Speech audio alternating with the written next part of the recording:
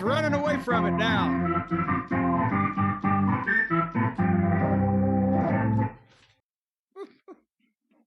Hello again, friends. Those lyrics behind my music were not approved, and you are our friends, and welcome back to another edition of Jim Cornette's Drive Thru right here on another cold winter's day.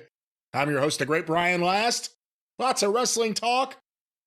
Yeah, and more. Yeah. With this man, the leader of the cult of Cornette, Mr. Jim Cornette. All the leaves are gone and the sky is gray, and I went out for a walk and got hit by a garbage truck in the form of Brian's organ. You know, I was just, the people couldn't see it. The people couldn't see it because I was grooving along with it. I was doing the invisible keyboard thing because you started slow. You had the melody going all of the way there.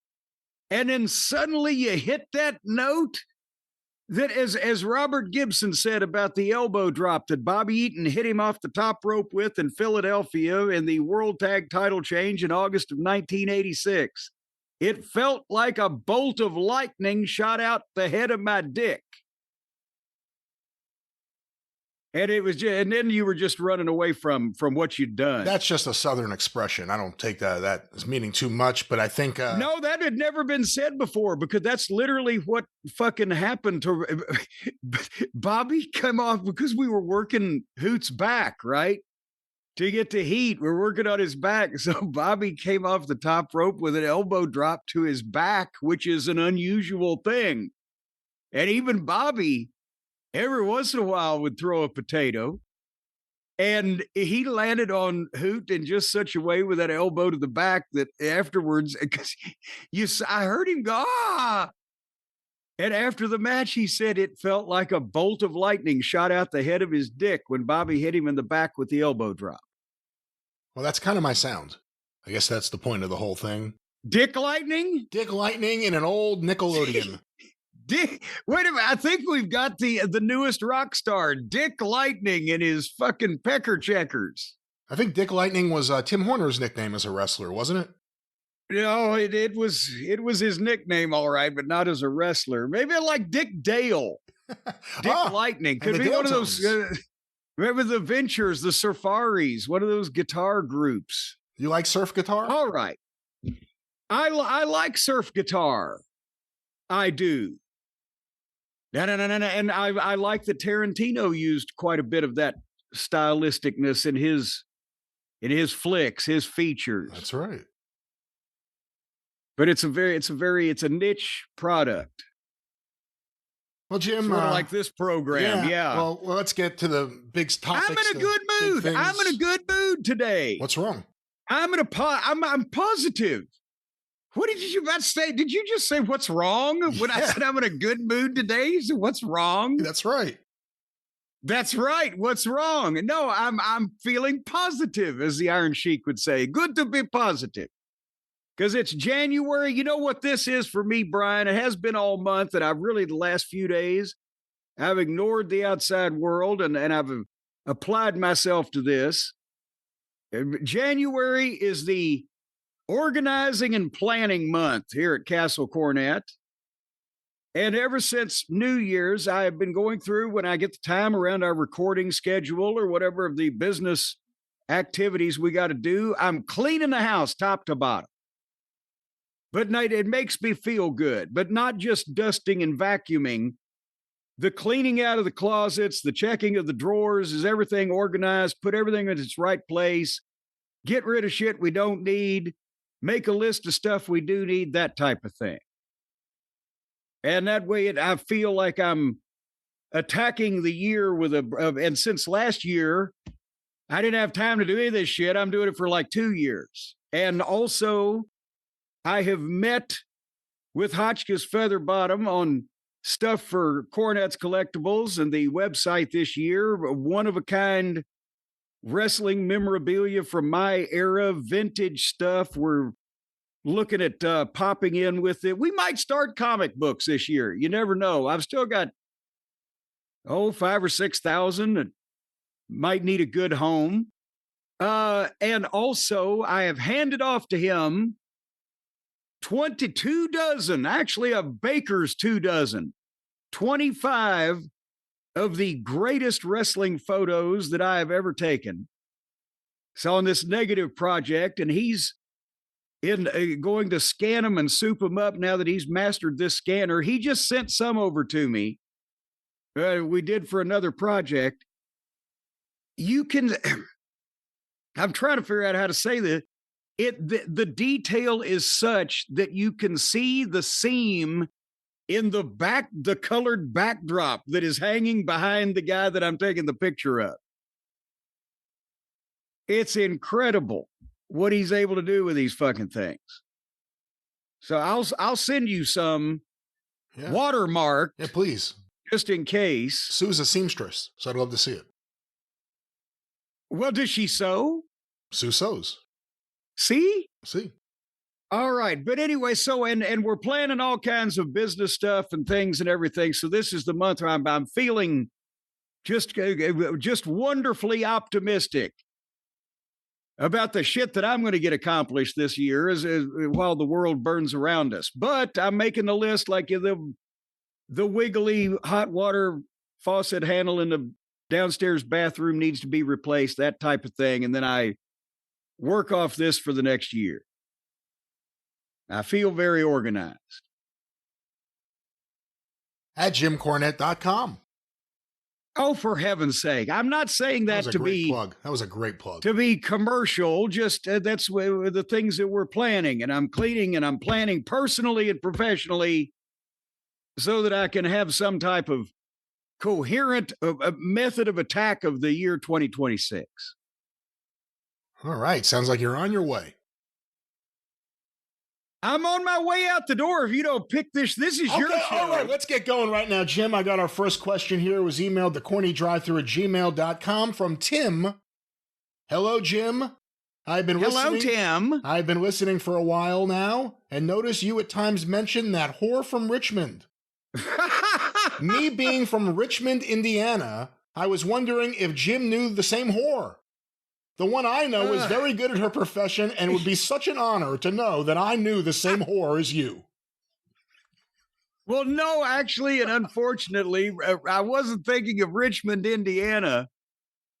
When it was more like a Richmond, Virginia, but it was actually not speaking, as you'll recall, Brian, of any one specific whore, but rather than just a metaphorical whore. It was what we were talking about. If everybody set their phones to announce who was calling, like poor old Uncle Dave did with his protege, Tony Khan, I said the boys would be in the grocery store with the, wife pushed the cart down the aisle and her phone would go off. Your whore from Richmond. That's just a metaphorical whore. But not from Indiana, from Virginia. Sorry, Tim. Keep enjoying whatever you're doing, and I do know that Richmond is a small town, though. Richmond, Indiana. For the longest time, the town whore was a virgin. Well, it sounds like a real small town, Jim. Oh, it's so small. I'll tell you what, it's a small town. Let's keep moving here with questions. The entering Richmond and leaving Richmond signs are on the back and front of each other. Jim, I have an off-topic question for you to keep you in a good mood. Yes. You're a big fan of Lost in Space. I am. What do you think would have happened if Guy Williams had stayed on Bonanza? Because they brought him on to replace Pernell Roberts when he was going to leave, and then he didn't leave for another year. So that character was scrubbed, or, they didn't bring him back. And then Lost in Space was the next year. They took that character out behind the barn. And we never saw that character again. I think it was like 5 episodes. But what if Will Cartwright had stayed with Bonanza? Who would have been the dad on Lost in Space? But now hold on here a second. I don't remember Guy Williams was he introduced as an actual Cartwright? Yeah, as the cousin. He was the nephew of I'm forgetting the father's name now. Of Ben. Ben Cartwright. So it would be the son of Ben Cartwright's brother. That is right. That's what you're saying. That's correct. But he was only on 5 episodes. But he got main character billing in the open, where they ride out on the horses and the map burns up and you get the randomization of... I do not remember that. You have defeated me on something now because I don't remember that. I do not remember that happening. But then that's what... He still had the mustache. He still had the Zorro mustache. The Zorro mustache. But you can't really take a Cartwright with a mustache seriously. But the DNA test came in. And they found out that he was like Lance Von Erich. And oh, fuck you. And they kicked him off the show. So no thoughts on an alternative universe where there's a different father dealing with Dr. Zachary Smith? Well, I need to know more about this. All right, we will see. I need to know. While you Google that, I will say that, like I said, I do not remember this. And it seems like if, and you know what? I have that Irwin Allen book and I have looked through the chapter on Lost in Space, but I've got to go back and look at it again and see if they make any mention of that. But if he was on the previous season's Bonanza and then debuted the following year in Lost in Space, even with the pre-production, they would have known. I would have thought he was being considered for that role before they would have pulled the trigger on that. Here's what Wikipedia has, and although this is Wikipedia, this kind of backs up what I've seen in other places. In 1964, Guy Williams returned to Hollywood to resume his career, being added to the cast of the hit TV show Bonanza as Ben's nephew Will Cartwright. Williams found himself written out of the series after 5 episodes, despite being slated to become one of the 4 permanent leads. His character had been created as a replacement for Adam Cartwright, since actor Pernell Roberts planned to leave the show at the end of that season, thus allowing the format with 4 regular leads to continue. Fans wrote in to keep the original Cartwrights, and producers held Roberts to his contract and kept him on for another season. So he didn't leave because he got the chance to star in Lost in Space. They wrote him the fuck out. And by the way, I bring this up because I watched one of the episodes with him last night. He was really good on the show too. Well, see, I have never seen. Are these the MeTV episodes of Bonanza? I don't think so. I have the Friendly app because it gives you access to MeTV Tunes. The Friendly TV. And I put in Bonanza, and it's like some Wild West or just West channel, but they let you I guess they have like a DVR service. They let you stream episodes in their canon. So I got to watch Bonanza last night, and that was the episode. I was like, this is not I've never seen this open before. There's Guy Williams riding out on a horse. It's just suddenly, it's fucking, it's Will Robinson's father, and he's on the time machine. That Pernell Roberts was famous for leaving Bonanza, and I'll explain why in a second. And he had wanted to for a while. So they probably this fucking guy's going to, somewhere or another, we're not going to be able to keep him. We need another one in, as they just said. And it's Guy Williams. And when they figured out a way to keep Pernell Roberts, now it was like Billy Jack in Dallas when Carrie didn't get the part in the movie or whatever. Now we got 5 of them. Well, and they fucked him around and wrote him out. It would have been that if the Von Erich image of them holding the claw, all of a sudden instead of Carrie, there was Billy Jack holding the claw for a few weeks. He's in the open. That's what makes it crazy. But point being, Pernell Roberts wanted to, just hated Bonanza by that point and wanted to be a serious actor and wanted to do this and that and the other thing. And the reason I know this is because that was in what he left. Adam Cartwright, Pernell Roberts, left in 1966, was it? After the 65 season. Okay. His return to network television was when he played the grown-up modern-day version of Trapper John from MASH in a 1-hour doctor drama. Like 13 years later. When did Trapper John MD go on the network, right? If you can, I think it was a CBS program. But the dipshit, all the stories were, oh, you remember this guy from like almost 15 years ago? Well, he's coming back to television. He left Bonanza, which was one of the top 10 television programs in the country and would continue to be for the next 10 years. And he was not seen on television again for almost 15 years. 1979 to 1986. There you go. So and by then he was bald and chunky and fucking, well, instead of the hair and the good looks and everything, it was just, no. See, I got fascinated by this whole thing. So last night I start looking into whatever I could find. And apparently that was another issue. Pernell Roberts hated wearing a wig on Bonanza, and the rest of the cast, or at least Lauren Green, didn't mind. Eventually Dan Blocker had to. Michael Landon was fine. But Pernell Roberts hated it. Hoss wore a wig. Hoss was always he looked like Dory Funk Jr. anyway. What the fuck? That's why Vince named Dory Hoss Funk. Well, apparently at the end, he may have had a wig. But they said Pernell Roberts hated it to the point where he wouldn't wear it anywhere except on the set. It's weird when you're on, again, you say top 10, maybe even top 5, like one of the most successful shows. Oh, yeah. But no, I mean, for the entire run. Yeah. At some points it was number 1. Gunsmoke and Bonanza, Bonanza for NBC, and from 1959, from the debut, they shot it in color. It was a prestige show for them. It was because NBC was the first network to go to an all-color network schedule, and they pioneered it, and that was one of their prestige shows. And then CBS had Gunsmoke that lasted. Bonanza went 13 seasons. Gunsmoke went 20. Yeah. And they were doing. And it was a radio hit before that.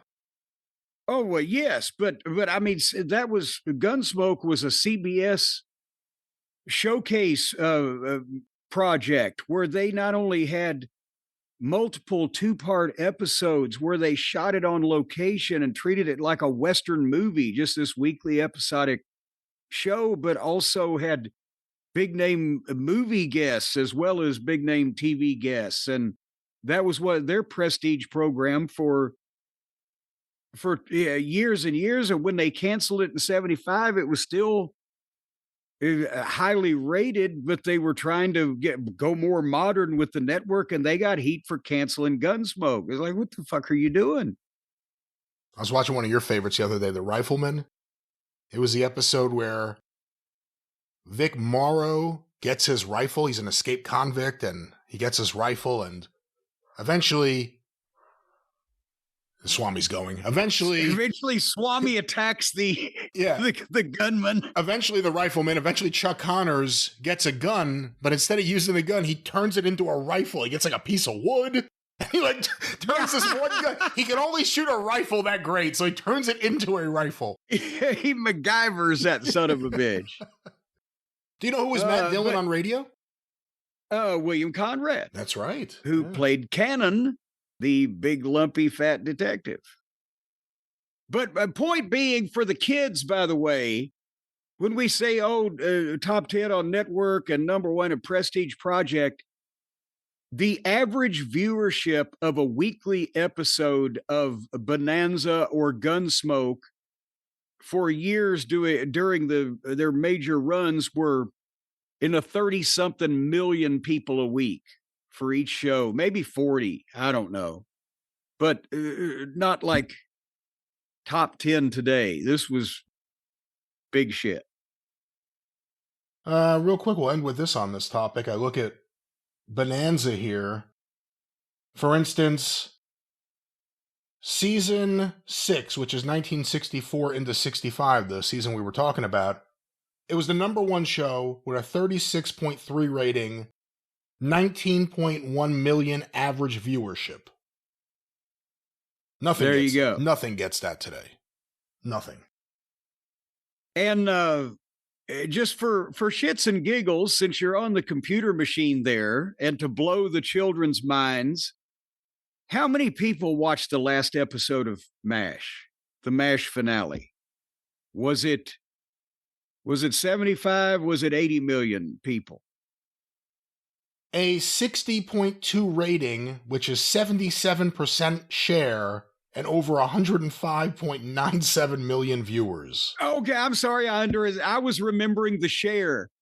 77% of the people watching television at that particular time on that particular day watched the MASH finale, and 100 and what did you say? Many million viewers? Again, according to this, 105.97 million total viewers.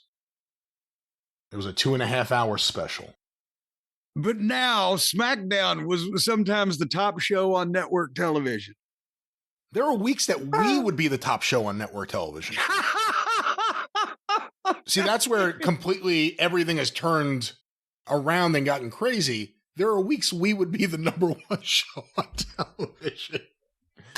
All right, well, speaking of modern television... Well, and hey, that's why I've always said never confuse the ratings with quality, folks. Jim, speaking of quality and modern television and wrestling quality... Yes. WWE Raw, which a lot of fans were pissed you didn't watch last week, was on again this week, still in Europe, an early start time on Netflix. Let's talk about whatever you watched on Raw this week. Well, and again, people were like, oh, you didn't watch Raw. I'm like, I read about it. That was enough. But I decided, okay, I'll give them an opportunity to draw me in this week. And from Belfast, Northern Ireland. So they had the main event of Finn Balor and CM Punk. And with Finn being the hometown guy, we're going to have the bizarro world reactions, as they used to say when the Hearts were in Canada. To be honest, I love Gunther. And I'm fine with AJ Styles, but Jesus Christ, the upshot of the thing, and I zoned out and I kind of zipped through, was that Gunther wants to be in the Royal Rumble, but AJ Styles wants a rematch with him. And finally, Gunther said, put your career on the line, AJ.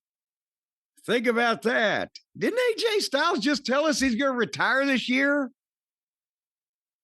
I believe so.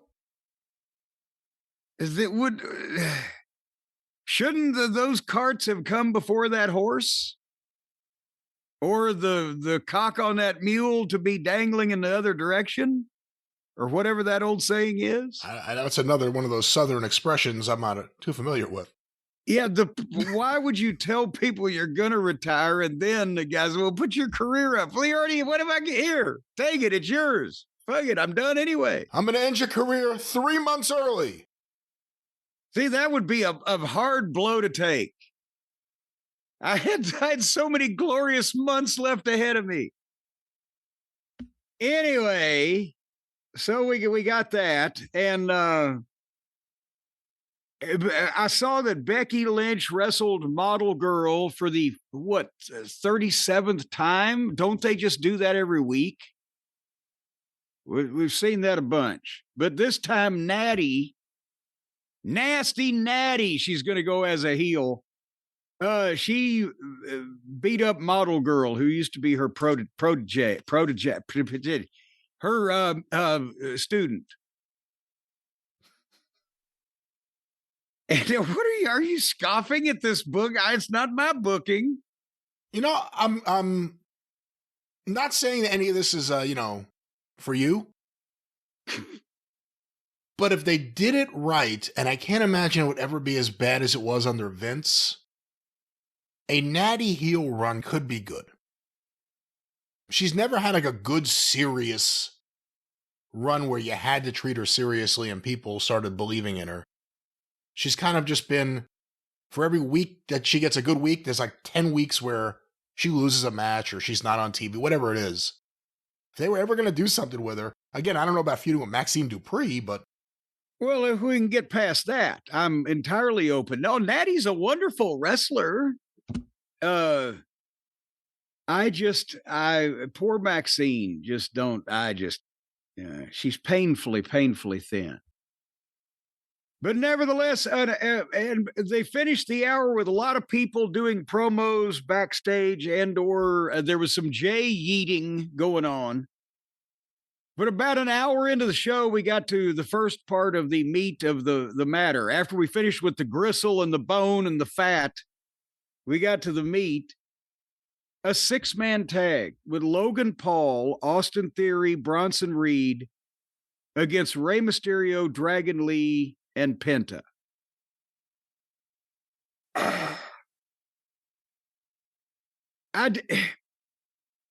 The only conclusion that I can come to is they valued making the fans happy in Belfast because the fans in Belfast never get to get happy because they're never there. I don't know. All three of the heels are main event fucking guys. The baby faces, Ray is a legend. Yes, indeed. But they put the baby faces over. And that's why I say, are they prioritizing making the people there in Belfast happy for the high prices they paid versus why would they do that on television with these fucking guys? I know they're doing, and we'll talk about that, this thing with Heyman and Pierce, that they got to argue over the thing, but why beat these fucking guys? And before we talk about the match and/or shortcomings of same, I don't understand that when they're, elevating all of these guys in Paul's group. Your thoughts? Well, you say they're all main eventers. Theory's not there yet. He's on that track. Well, but if he's in between, if he's in between these two other fucking guys, then if he's the meat in an idiot sandwich, he's a main eventer because he's in with the group. And again, they beat him, who's the one that I wouldn't beat because he's the newest guy. The problem is there's no one on that team to beat right now. That's the issue. Well, I'm not saying with anybody, but Dragon Lee and Penta, help me. Well, I think you said it before. I think they wanted to make the fans there happy, but also the bigger issue isn't even the result of this match. It's the Heyman group, Adam Pearce stuff, and has played into that more than any desire to see any of these guys wrestle again. Well, in the match, I'll just say briefly, Logan Paul started with Penta, and it was fucking rotten. It was awkward. Because Logan Paul, if he can walk, he's a great athlete. If he can walk through a match and/or think about it and/or have it in his head with these other excellent performers, he's done amazing things. But either calling shit on the fly on his own or working with a guy whose basics are shite and timing is different, and also, in my opinion, shite, like Penta, it was ugly. It was ugly. Ray works great with everybody, but especially with the big guys. And Ray is a classic example of what I said the other day when MJF was working with Bandito. I said, gone are the days when the fancy luchadors did the fancy lucha stuff around the heel or to the heel, and the heel has begun joining him in doing it suddenly. Like it's in the middle of a goddamn UFC match, of fucking square dance breaks out or whatever. Ray works his shit around doing the flashy shit to the bigger guys and evading them and not having them cartwheel around the ring with him. Bronson Reed and Theory are both, in my opinion, just swell. Dragon Lee is better than Penta, but I don't, he's there. He's a guy wearing a mask and a flashy outfit that's standing next to another guy wearing a mask and a flashy outfit that isn't as good as he is. And then there's Ray, who everybody can identify easily. But it just, yeah. And basically, Logan Paul gives Theory the knucks, but Pierce snatches him and argued with Paulie while the match came to a complete halt. That's why there's something going on here, because they would not have spent this much time unless that wasn't a focal point. And then Ray got the knucks and knocked out Theory, and Penta hit a Canadian destroyer on him. I just don't agree to the heels losing to these guys. Ray and two other higher level individuals, possibly. But I just hope they're not going to book Pierce and Heyman in a tuxedo match, because if I am, I'm going to start a GoFundMe for Pierce, because I'm probably the only person in the world that knows what misery that is. Well, again, Pierce is a former wrestler. I don't think we're going to get Pierce and Heyman. It does make you wonder if we're going to get Pierce and Braun Breaker or Pierce and one of the guys in this group. I don't know how you set that up. I don't know how you get out of it on the other side, so he's a commissioner or whatever he is again. Well, but GM. The thing is that unless it was just an angle to fucking give Adam a vacation while he's in a hospital or whatever, that's not going to really do that much. I'm telling you, Pierce versus Heyman, if you could book it, would be I started to say pay-per-view, a premium live event level attraction getter. It might be second only to the mixed tag with the Punks versus the Rollinses families. Paul Heyman hasn't been body slammed in like 30 years. Do you think Adam Pierce can body slam him? It's like Andre the Giant. Can Hulk Hogan body slam him? Can Pierce body slam Heyman? No. And here's the thing. It's not even about strength, the strength of a person and the weight of the other person. Because that's why you see some nasty, shitty looking body slams on the indie level. There's a whole technique and set of physics that goes into that Adam Pierce nor Dr. Death Steve Williams nor Road Warrior Animal probably could not execute a proper full body slam on Paul Heyman at this stage of the game, because of the minimum requirement of cooperation that it would still take on Paul's part to be able to go up. This is interesting. Who do you think would be tougher to body slam? Yokozuna at his peak? Not peak height, but like Lex Luger trying to body slam him on the Intrepid. Never looked exactly right. What's harder to do, slam Yokozuna or slam Paul Heyman? Yokozuna's a worker. That's the reason I say that, because at least he knew how to move a little. That's the thing is, Yoko was going up with it. And of course, it didn't look exactly right when Luger did it, because Luger, bless him, was never known as a power guy. His physique looked incredible, but he was not. It's two different things. He wasn't the strength that I've seen Vader slam Yoko that looked better. But I honestly think that it would probably still be, I mean, the average person would just fall over under both of them. But for a trained professional, I'd probably still bet on them taking a swing at slamming Yoko against slamming Paul. Do you think it's hard to get Paul Heyman an atomic drop? No, what physically do you think he could actually do? There is no way on earth you could give an atomic drop to, and again, for the children, we're talking about the old get them behind and pick them up and drop the ass on the knee. We call it the ass bump. Back when won the title. That's right. If you called it in a match, you called ass bump. Duck the punch, ass bump me.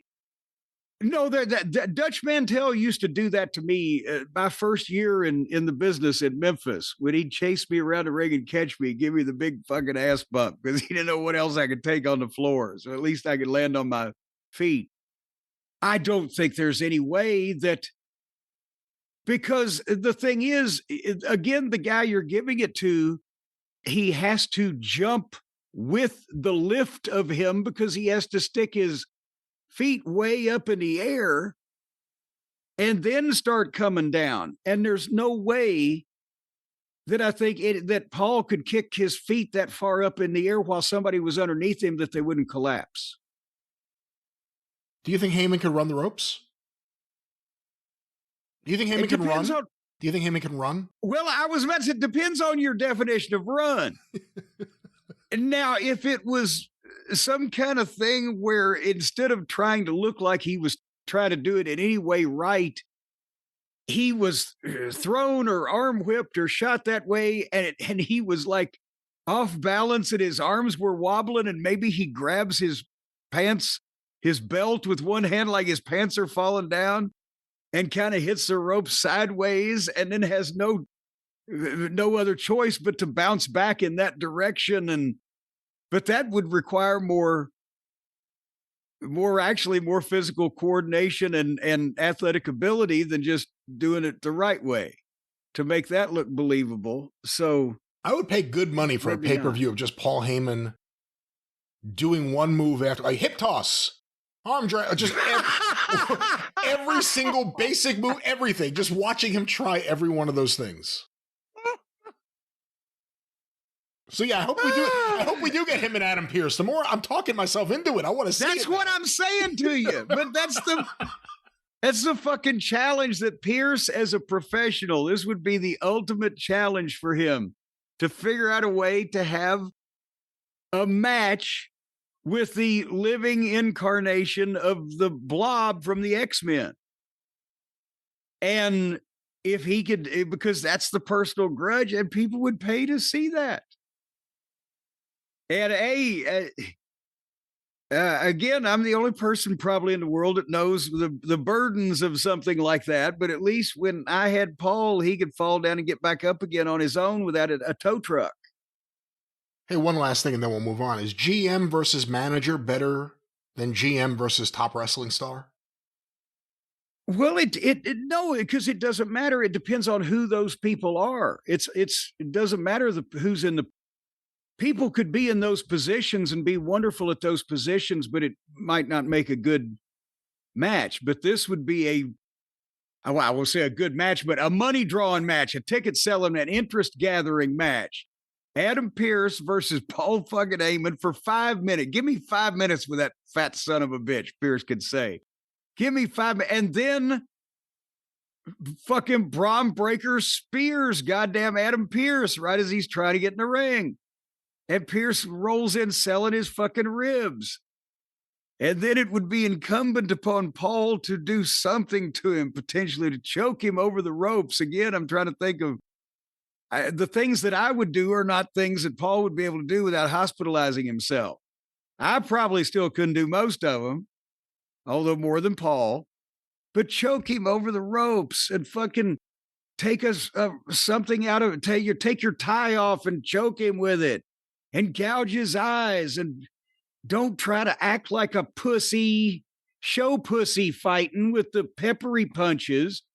Act like you're a fucking, a rat with your back against the wall. And it's the only way you know how to fight. And fucking try to kick him in the balls, let him block it or whatever, but he's still selling the ribs. And then Paul misses something. Who knows? Could it be a giant fucking bonsai drop? My God, he's going to kill him. Oh, no. Not the Pearce will bonsai. never be able to stand it. Bonsai! And then Pearce moves, and then Pearce fucking gets on him and it just punches him in the face a couple times. And if he could stand him up and take some kind of bump. But I'm telling you, that's fucking wrestling. Do you think Brock Lesnar could body slam Paul Heyman? Full body slam. Full rotation. Yes, I do. Because he's got long arms. Well, but not only that, but not only because of the power and because he is trained obviously in taking dead weight of a guy that doesn't want to be thrown and fucking moving it. And also because if it was going to be anybody, because that's nothing, Paul is, I don't know how he is now. I'm scared of shit now that I would have done 35 years ago without even thinking, and did every night without thinking about it. But Paul was always scared of if you grabbed him, he just froze. He tensed up and froze, and you had no cooperation. So that's why I would just hit him and drop shit on him because he couldn't move him around anywhere. So he would trust Brock more than probably anybody else, and he might actually loosen up enough to where you could do something with the just the extreme girth of the man. Well, what else did you watch on Raw, Jim? Oh, yeah, that's right. So those other guys won. Let's see. Io and Rhea and Liv and Perez and Raquel and Rochelle, and they all talked and fought and things. And then we got to another one of the folks I would like to see who has been impressive, Javon Evans. And he's working with, did you see this particular part or did you skip any of this against El Grande Americano? Yeah, ding, ding, ding. I have an El Grande Americano boycott. I'm not watching any of that nonsense. I don't care who he works with, so I did not see this. Well, you didn't miss much, and I'll tell you why in a minute, but I hope, hold on. First of all, is it Ludwig Kaiser? Because Gable was one of them. And then they made Ludwig Kaiser one, and then the other guy, who am I thinking of the other guy is one of them? Help me. I think it's Ludwig Kaiser now for sure. I don't know. But again, I don't watch this. This is the worst gimmick in wrestling right now. But and this is a point that's being driven. There's 3 of these motherfuckers now, and I know what people say, if we watched every week, it's fucking silliness. And I was a fan of Ludwig Kaiser as Ludwig fucking Kaiser. God damn, what a look and a personality. Whichever one, I don't know. They started out at 100 miles an hour and the fans didn't give a shit. Because they were waiting for the stars of the people who are presented as stars, and they ain't caught up with Javon yet, but they started to. These other 3 look like idiots, but Javon started to get them. And they went to a break and they were gone for 3 minutes. And when they came back, well, Javon Evans is on the floor and the referee's ringing the bell. And the other Americanos are standing around in various stages of the ring with their dicks in their hand. And the announcer said, well, the doctor has not medically cleared Javon to continue.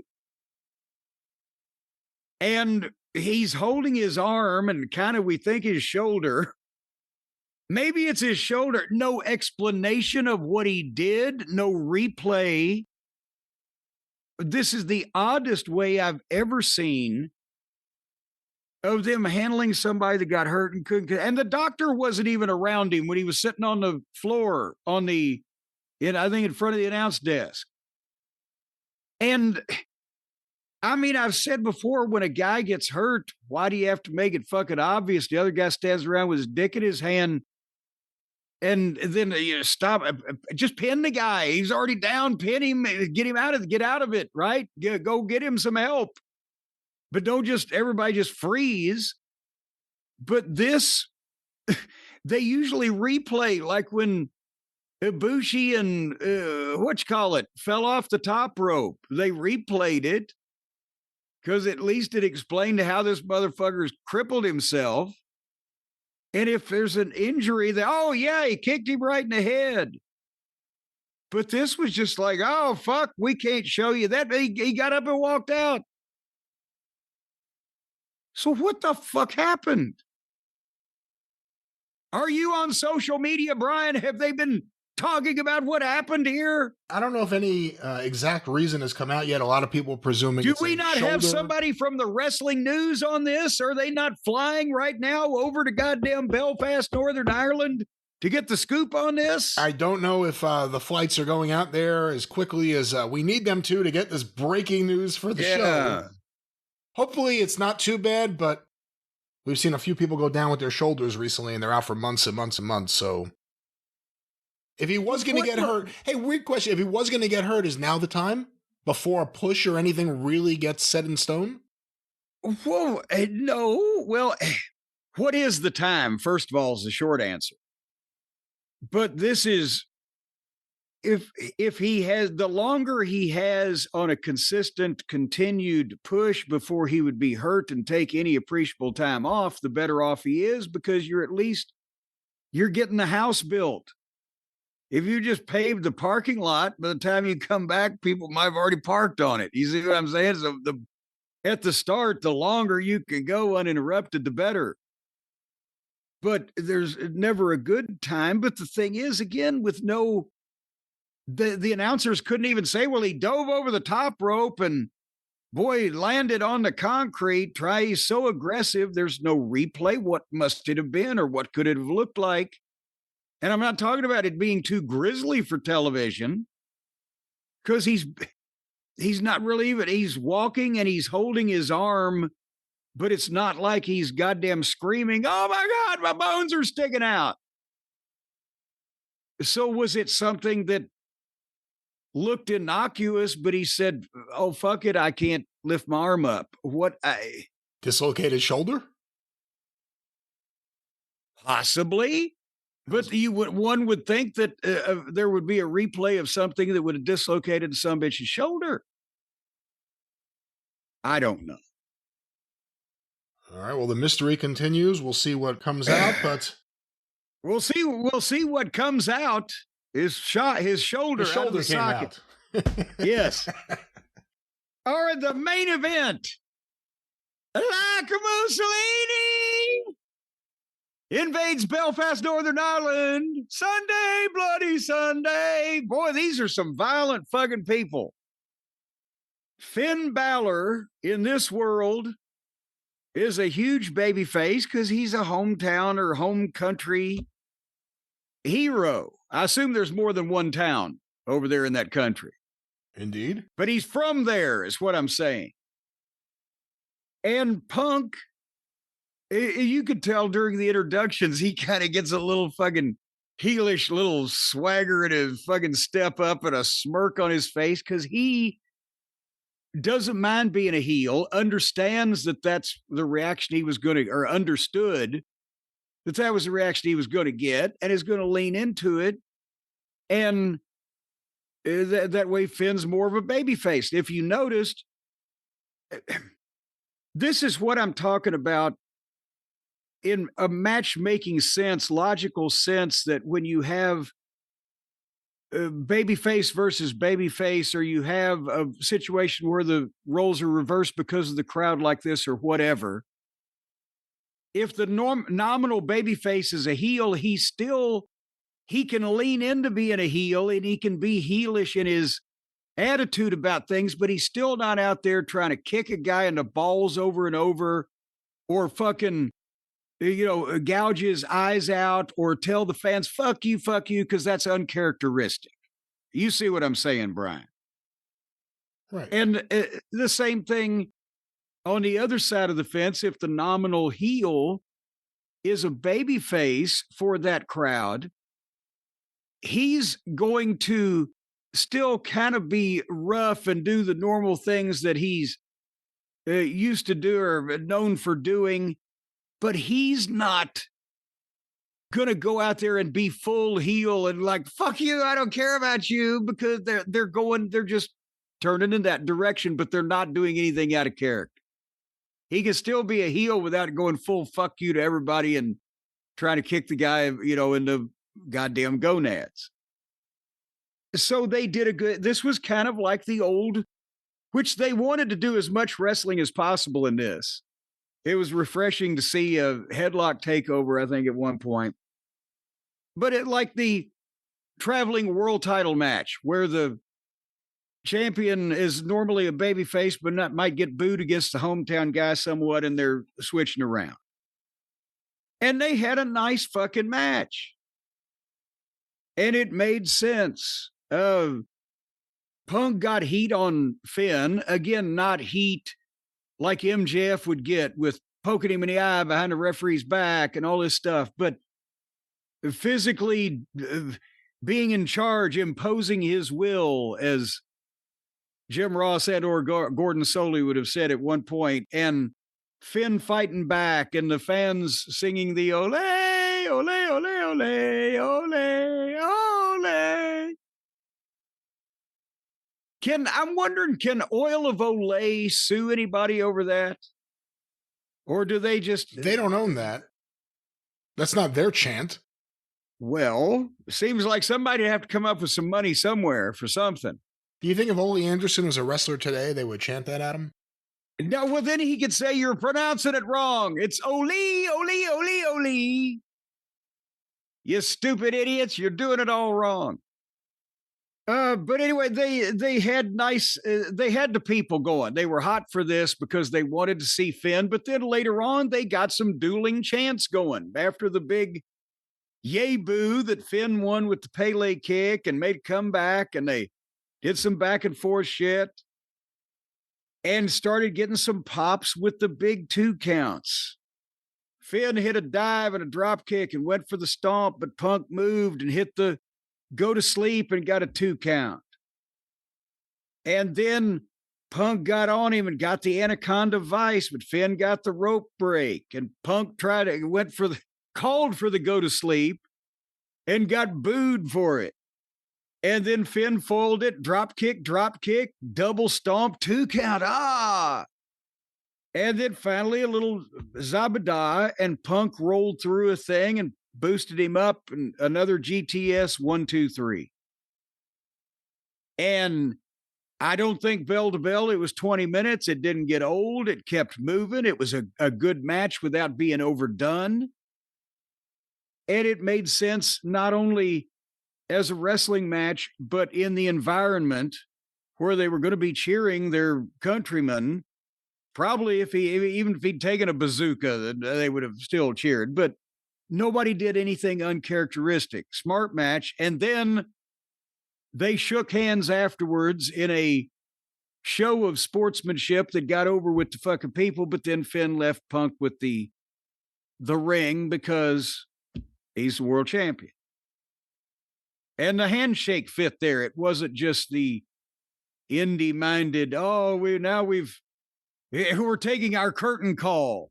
It was like show of respect type of deal, and Finn's over in that country. And I hope they brought plenty of Finn Balor t-shirts on this tour. Well, it's a great babyface move for the babyface champion to shake his hand, but does he just go back to being the heel he was after you shake someone's hand like that? Well, in a world title match and in that environment, all Finn would have to do is come out next week, if they even bothered to mention it, which who knows with these people, and say, the guy on that night in front of all my mates, or what, I can't do the fucking accent. He got me. He was better that night, but I still think I can do it, but I wasn't going to be a poor sportsman in front of the greatest wrestling fans and the greatest sports fans in the world, the people of Northern Ireland, and blah, blah, blah, and just go on. I thought it was a good match. I always say when you know who's going to win, because they couldn't conceivably do a title change here, it's sometimes hard to get into it, but they started getting me into it, and by the end of it, they really got me into it. And I even thought for a second, maybe they're going to do the fucking title change. When he hit the foot stomp, like everything was being set up perfectly, and CM Punk's kick out was, as close to, it was right before 3. It was perfect. Yeah. So they really got me going by the end of it. I thought it was a really, really good match. Well, and see, that's the thing, is that it was the reaction of the people, because if that match, and here's a lesson we can learn. If that match had been at the Mid-Hudson Civic Center in Poughkeepsie, the people wouldn't have bought it because they would have known. But the people in that building in Belfast could convince themselves that, my God, this is the first time that, because they made mention of it, first time a world title's ever been defended in Ireland. And they could plausibly believe it's a big international TV show. It's Raw, where they're here, it's sold out. They might switch they can suspend their disbelief. We know it ain't going to happen. If it was in fucking Kansas City, they'd know it wasn't going to happen, but those people could think it might happen. And then their reactions were that much the better. And that hooks you as a viewer into think, oh, holy shit, they might do this because look at those people. It's subliminal. But the thing is, I would say that this was definitely a better match than Punk had with Braun Breaker. Nobody's fucking shoes fell off, among other things. This is one of the better matches that Punk, because Finn Balor's a great in-ring worker, technically very proficient, etc., and knows what fuck he's doing athletically. But this wasn't a premium live event match because that people, for the most part around the world, wouldn't think that Finn Balor was going to win this, and they were right. You can have bigger money matches with more interest, matches that draw more ratings. Can't quantify pay-per-view now, so just interest matches, the main events that the Saudis pay for. Those are not going to be matches in a lot of cases that were as good as this match, as good in the ring. And sometimes you get that magic combination where, God damn, they tore the house down and they sold the fucking place out. Well, that's just wonderful. But more often than not, the big matches and the ones that people remember are going to be the ones between the guys that they buy as main event, top level guys that have a chance and have a grudge. And that's maybe a little not morality play or whatever for Tony Khan and some of the people that live in his big bubble with him. The bubble boy, the boy in the bubble. Well, you know, Jim. Tony Bublé. That was Raw. Another big main event, another great main event, another big CM Punk match. You know, a lot of people think the thing that makes CM Punk such a great professional wrestler is his focus. The focus. You got to have focus. You've got to be able to concentrate, Brian. And that's obviously what you're talking about is our new friends. The new friends that we have got that are leading you into the focus era. Well, I'm talking about the folks at Ultra. Ladies and gentlemen, I have right here. Do you hear that, Brian? Can you hear that? I can. These are containers of the focus pouches that Ultra, the people have sent over to us because Ultra, you know, a lot of people, it has come to our attention, are using stimulants.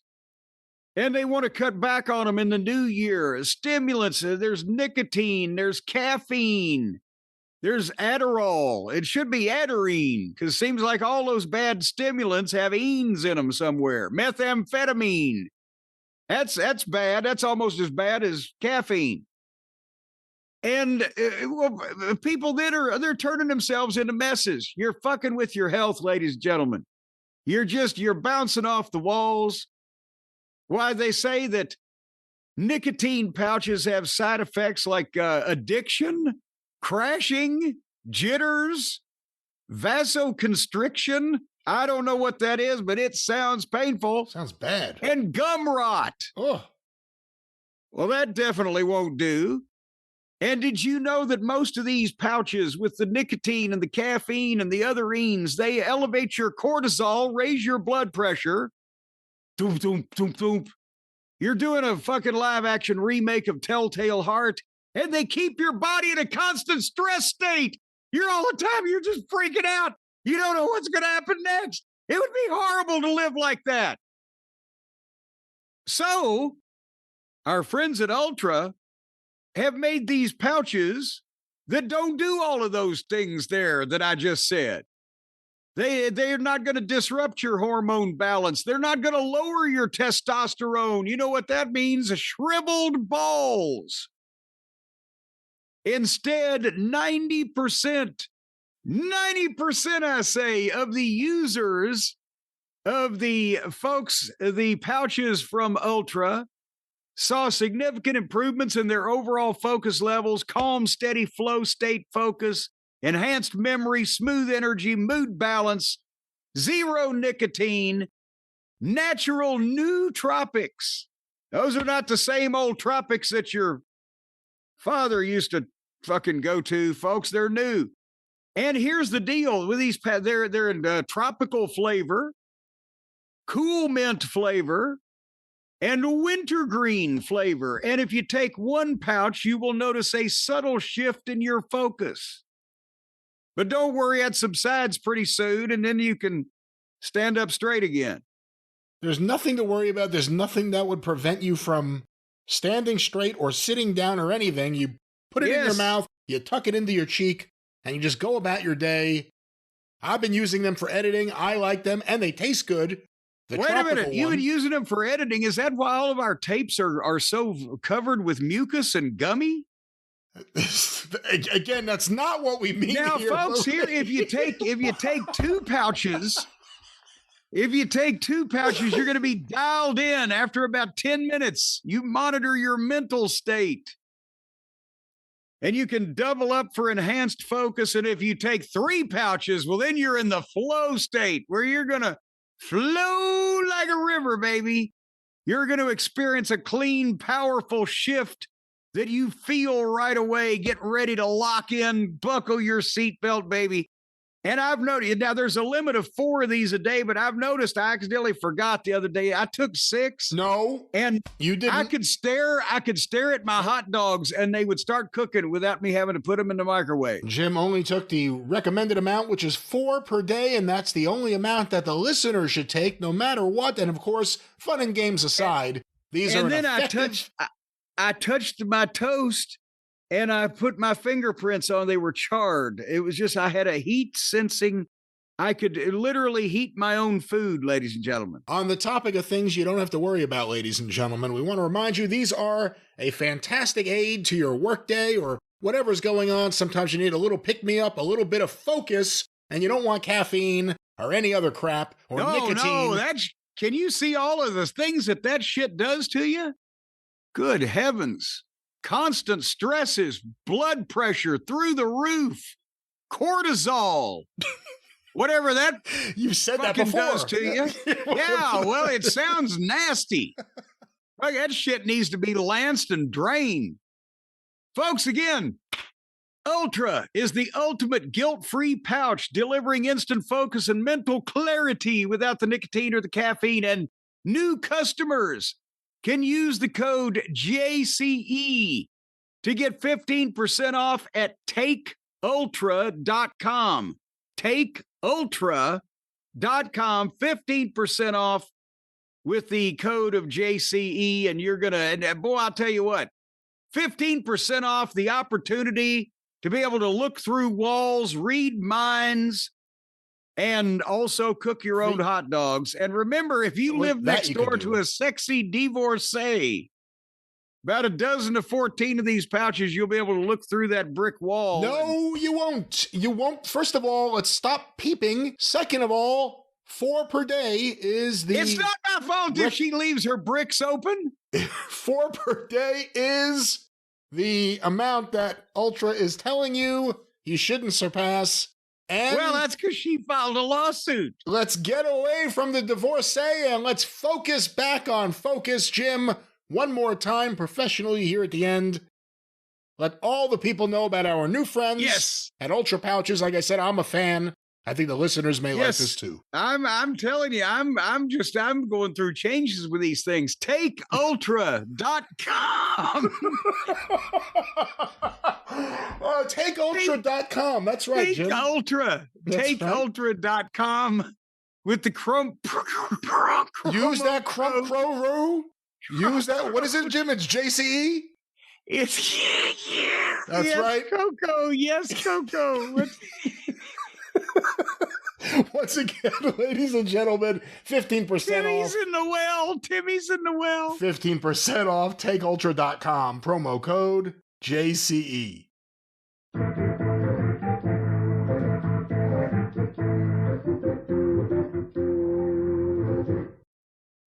All right, short and to the point. Here we are, Jim, continuing on here with the show. Thank you, Rick Ocasek. We've gotten a bunch of emails in the last couple of days about 2 different stories, both related to you and OVW. So let me get your thoughts on these. This one was sent via email to CornyDriveThru@gmail.com from Luke in the UK. Oh, wait a minute now. He's from the UK, but asked about OVW. Does he live close to West Faversham? Apparently they just bought another soccer team. So they're really building an empire. I've seen no British flags flying over Shepherdsville Road here in town, so I don't know if they're publicizing this yet here or not. We'll see what happens. Here's Luke's question. Kevin Fertig, a.k.a. Mordecai and Kevin Thorne, recently appeared on a podcast and told the story. Well, a.k.a. Seven. He was Seven in OVW. He told the story of when he wore a fan sombrero and danced during a dark match, to the point Lance Storm came out to the ring to tell him, quote, Cornette has a baseball bat. Stop. But Kevin did not stop. Instead, he carried on with more conviction, which led to a second message of, Cornette is going to get his gun. Kevin Fertig finished the story by saying he was wrong for doing that and wants to apologize. But does Jim have any memory of this incident? Yeah, and there was a hat switch, a hat trick left out of that. Kevin Fertig he was from the Memphis area. And I first saw him when we were taking OVW talent down to Power Pro Wrestling for Randy Hales. And believe it or not, Sid had either helped train or broken Kevin in, whatever. But his gimmick was Seven, and like the movie Seven. You remember the spooky, supernatural Seven type of thing. 6, 7, yeah. Oh, no, that's long before that. The Seven was the movie with the head in the box and the serial killer and all that stuff. So anyway, so he had size, he had some level of athletic ability, etc. And we got him a WWF developmental deal after a while and made him one of the disciples of sin because that fit the gimmick. And the problem was, and I'm not trying to start any online wars with Kevin, who's, I guess, last I heard, he was a successful something or other. He's doing real estate or something. I don't fucking know, but regular real world shit. But he didn't really progress past a certain point. And they had given him a couple gimmicks and tried him. And you mentioned Mordecai. And was there something else in there? Was he another person they put in an all white outfit at one point? Yeah, maybe. What other names did he said Kevin Thorne. Kevin Thorne was with Shelly Martinez. These were offshoots of spooky characters or the True Blood thing or the Disciples of Sin, whatever. And invariably I kept getting him back. The point is, I met him in 1999, right? Or early 2000. In Randy Hales's territory. And this is the middle of 2005. And he's been a baby face, he's been a heel, and he's been but I kept getting him fucking back. They keep sending him back. And he was somewhat bored and frustrated, but this was also during a period of time where I had the other comedy-minded individuals who wanted to be jolly jokers and play around. And so he was a babyface this particular time, but he had gotten, I don't even remember the context of why a fan had a sombrero. And he got the sombrero and put it on, and it's not like he's mocking the heel and then he takes it off or whatever. He's wearing it standing on the apron waiting for a tag while they're fucking beating up his partner or whatever. And I said, Lance, tell him to take that stupid fucking hat off. So he did, but apparently then, not to be deterred, he got somebody's ball cap and put the ball cap on. It was wrestling with the ball cap. And at that point, I didn't actually tell Lance or whoever was telling him I'd gone to get my gun. I said, tell Seven when he comes back that I left the building before I shot him in the fucking head.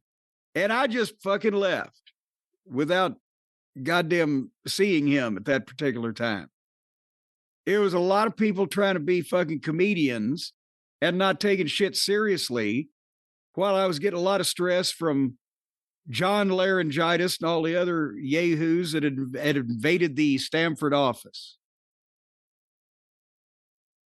And that's the sombrero story. And that's the sombrero story. What do you think, hearing if this is indeed true, that he apologizes for it? Well, I mean, yeah, years ago, somewhere I've seen him. He's kind of like, I was kind of always a dipshit or something like that. And I said, yeah, well, we have no heat, at least that I remember at this point. All right. Well, Jim, another story that a lot of people have been sending over is about OVW, and it is from, let me try to give this a source, the Mic Check with Mr. Anderson podcast, which is hosted by Ken Anderson, or Ken Kennedy, formerly Mr. Kennedy.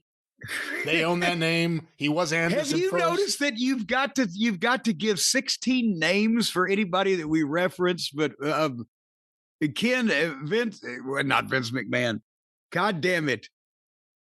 Ken Anderson was renamed Ken Kennedy, I think, because Paul Lee liked him, and it was going to be hard for Vince to turn it down because Vince Kennedy is Vince's middle name or whatever the fuck. And then because he couldn't be Kennedy anywhere but WWE, then he became Mr. Anderson, right? I believe so. But he was Mr. Anderson first, wasn't he? When you first saw him. Well, yes, because that's the name he used first, Ken Anderson. Well, again, he apparently was... Not to be confused with Ole, Gene, or especially Lars. He apparently was on his show and talking to his co-host about you and Santino Marella in OVW. He was there when all that went down. Let's hear some audio, and please jump in with any comments. Cornette slapped up Santino, right? And you've told the story and done a phenomenal impression. One thing that the world actually... Slapped up. That must be the British way of saying it. No, this isn't a British accent. This sounds suspiciously not like, but similar to my friend Kenny McIntosh when he told me we were going to get a 6-seater, and I thought he said a sex theater. Well, let's hear more from not Kenny McIntosh. Doesn't know, and it's up to you whether or not you want to say it. It makes no difference now, right? But Cornette believes that it was Santino that went and stooged to the office, right? Yeah. Let me stop it there. Is that what you've always believed? Well, yes. All right. It was Daniel Puder. It was my roommate. What? Remember, because like the thing is Daniel Puder didn't come up through the normal ranks. He didn't come up on the independent scene. He won a competition, and so he didn't really care about the politics of the business. And he was like, I saw a thing. Cornette slapped my friend around because he was good friends with Santino. He was like, fuck that. I'm going to call. He told me, he's like, I called the office. I stooged him off. And then it was, and then I believe it was, he either called Tommy or Johnny directly. And once Johnny had that information, he was like, it's a publicly traded company. We can't have that stuff. You got to go. That's the line. That's the line. Well, let me stop it here. Stop it here. Also, and actually, so ironic. Isn't it ironic? Like rain from a golden shower from Vince McMahon on your head, John Laurinaitis. On your wedding day. From the marriage that was broken up because of your impropriety. Come on now. Let's get back to I'm just freelancing now here. But no, okay, Daniel Puder, then I can believe Puder didn't like me because if Puder was a legitimate amateur wrestler and did some MMA, but he didn't know shit from apple butter about wrestling. And I recall also at the time that Pewter was rubbing many of the boys in the locker room the wrong way because he was not only given the impression, well, I'm a real, a real athlete or a real fighter or a real whatever, but also he thought he was somewhat of a cunning linguist and would zap people or, do the put down or whatever, because several of the boys liked it whenever he would try to do that to me, and I would fucking slap him down or hit him with the comeback or say, shut up, Pewter. Because he didn't fit. And he's the one that slapped the fucking double wrist lock on Angle on live TV. Yeah. Remember? Now that I think about it. Almost got him too. Yes. And so he just didn't fucking get it.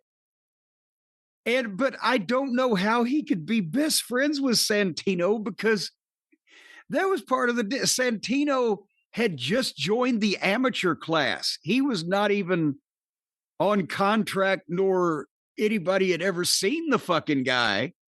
He'd been in the amateur class, training with Rip for 2 or 3 weeks, telling him what a fucking shooter he was and how he was a real. He never got wrestling either. And still to this day, I don't think does. So I can believe that those two might be friends, but since he'd only been in Louisville for 3 weeks, how did they fucking suddenly become roommates? What kind of odd couple situation is that? Well, maybe they bonded over their legitimate, mixed martial arts training, which probably made it even worse when it was you doing all this.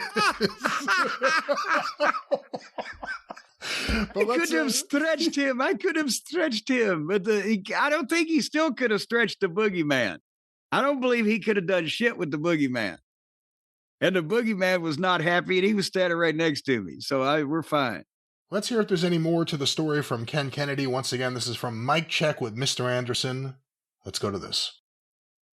Which, to be fair, I think, which is ironic, right? Right. Knowing what we know now. Right? Motherfucker. This motherfucker. He fired me. I would love to hear his take on that now. Oh, man. I'm sure it exists. But yeah, he was like, gotta go. And Paul Heyman came in. That was, we did not know who was coming. They were going to send somebody down that week because TV, has to keep, the machine's got to keep rolling. And it was Paul Heyman. And luckily that occurred, and he was a fan of mine, and away to the races, right away. That first. All right, well, let's stop it there. We're going to now talk about how he is booked well. Let's. Well, yeah. Well, but here's the thing. Paul didn't know he was coming either. And that's when Stephanie didn't like Paul. They sent Paul first to OVW and then to OVW and Deep South in Atlanta or McDonough, Georgia. And as a punishment. And Paul didn't mind OVW because he was trying to get some of the next talent that he could fucking ride coattails on. No, I'm kidding. But he never wanted to go to Deep South. So what he would do is he would keep the fucking guys. This is what a lot of the OVW talent told me. He'd keep guys with an after TV production meeting on Wednesday nights till like 2 a.m. And then he would call him and say, I just can't make the flight to Atlanta, and blow off the next day's thing in Atlanta. And finally they closed Atlanta. But I get Ken Anderson. He was like, oh, thank God Paul came in. He was convinced that I was like, oh, God, I want to run this guy out of the business. He'd been here like 3 months. And he looked good. And he had good size. And he could talk. He was a little bit older than the guys we were normally getting. But he'd been doing independence, whatever the fuck. And I saw him have a good match. And then I saw him have a rotten match. And I saw him have an okay match. So to introduce him on television, I had made him some relation or associate, I can't remember, of the Tolan brothers, the heel team that I had here that had been established. People knew who they were. And put him on the fucking card. As I recall, he won a few and lost a few. And he was convinced that I didn't see his greatness. And I must have hated him because I didn't automatically book him in the main events. And I didn't do that for anybody. Well, very few people. But then Paul fucking shot his ass up full of helium and apparently led him to believe that he was a goddamn superstar, which is why apparently that he had problems when he went up there and already thought he was a superstar, I guess, right? I think he had heat.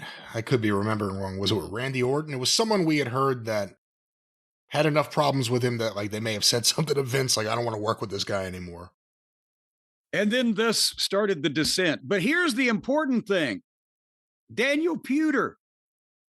If I accused Santino of being a one to stooge because they gave him a job not long after. And why the fuck would anybody look twice at this guy unless they were rewarding a favor? And Anderson, Paul liked him, so they used him at least a little bit until he kind of dumbed himself out of position. But Puder, he called and stooged on me just because of his buddy, and he got less of a job than either one of them. What did he do afterwards, and what has he done since then? And where is Daniel Puder alive today? How long has it been since we have heard that name? I have not heard that name forever, so I don't have an answer for you. So let me look it up. And according to Wikipedia, he's now 44 years old, a retired pro wrestler and mixed martial artist. He was known for having won the $1 million. That's right, $1 million Tough Enough, which was the fourth Tough Enough. But actually, wasn't the loophole then that was $250,000 a year for 4 years if they renewed your contract each of the 4 years, and none of the guys ever actually got that, except maybe Hennigan?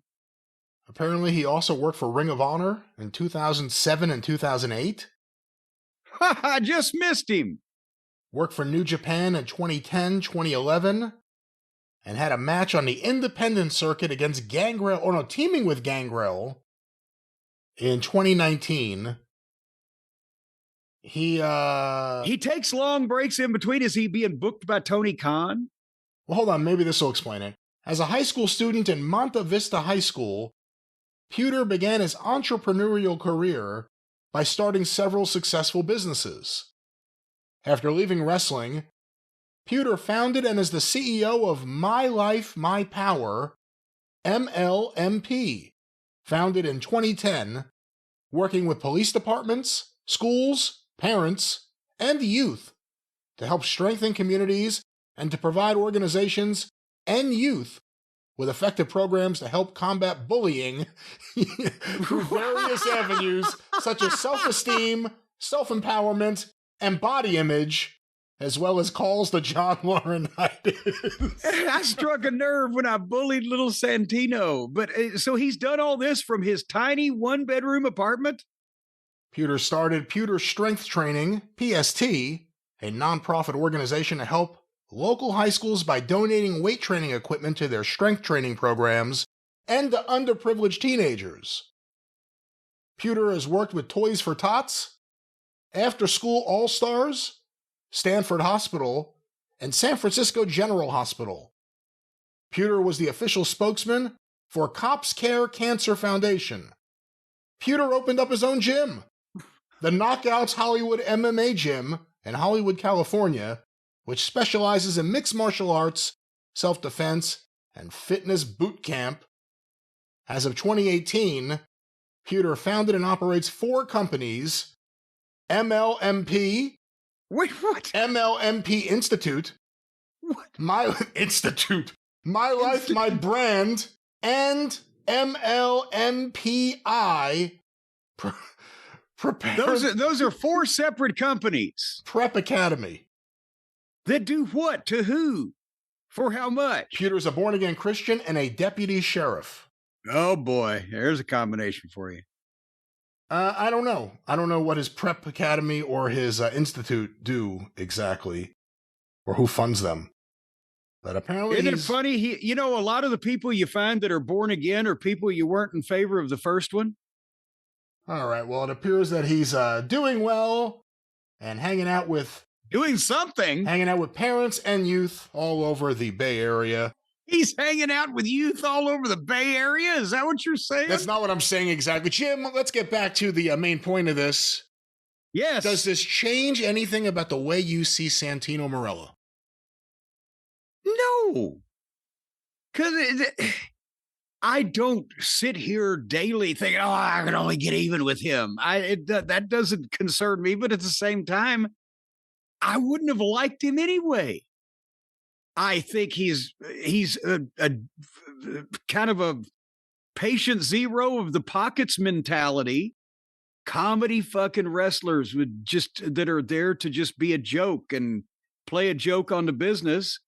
And I think as a person, I've mentioned before, but the limited interaction I've had with him, he seems like one of those guys that's just clueless and don't get it about the fucking wrestling business or is such a putz, I wouldn't want to be in the same room with him anyway.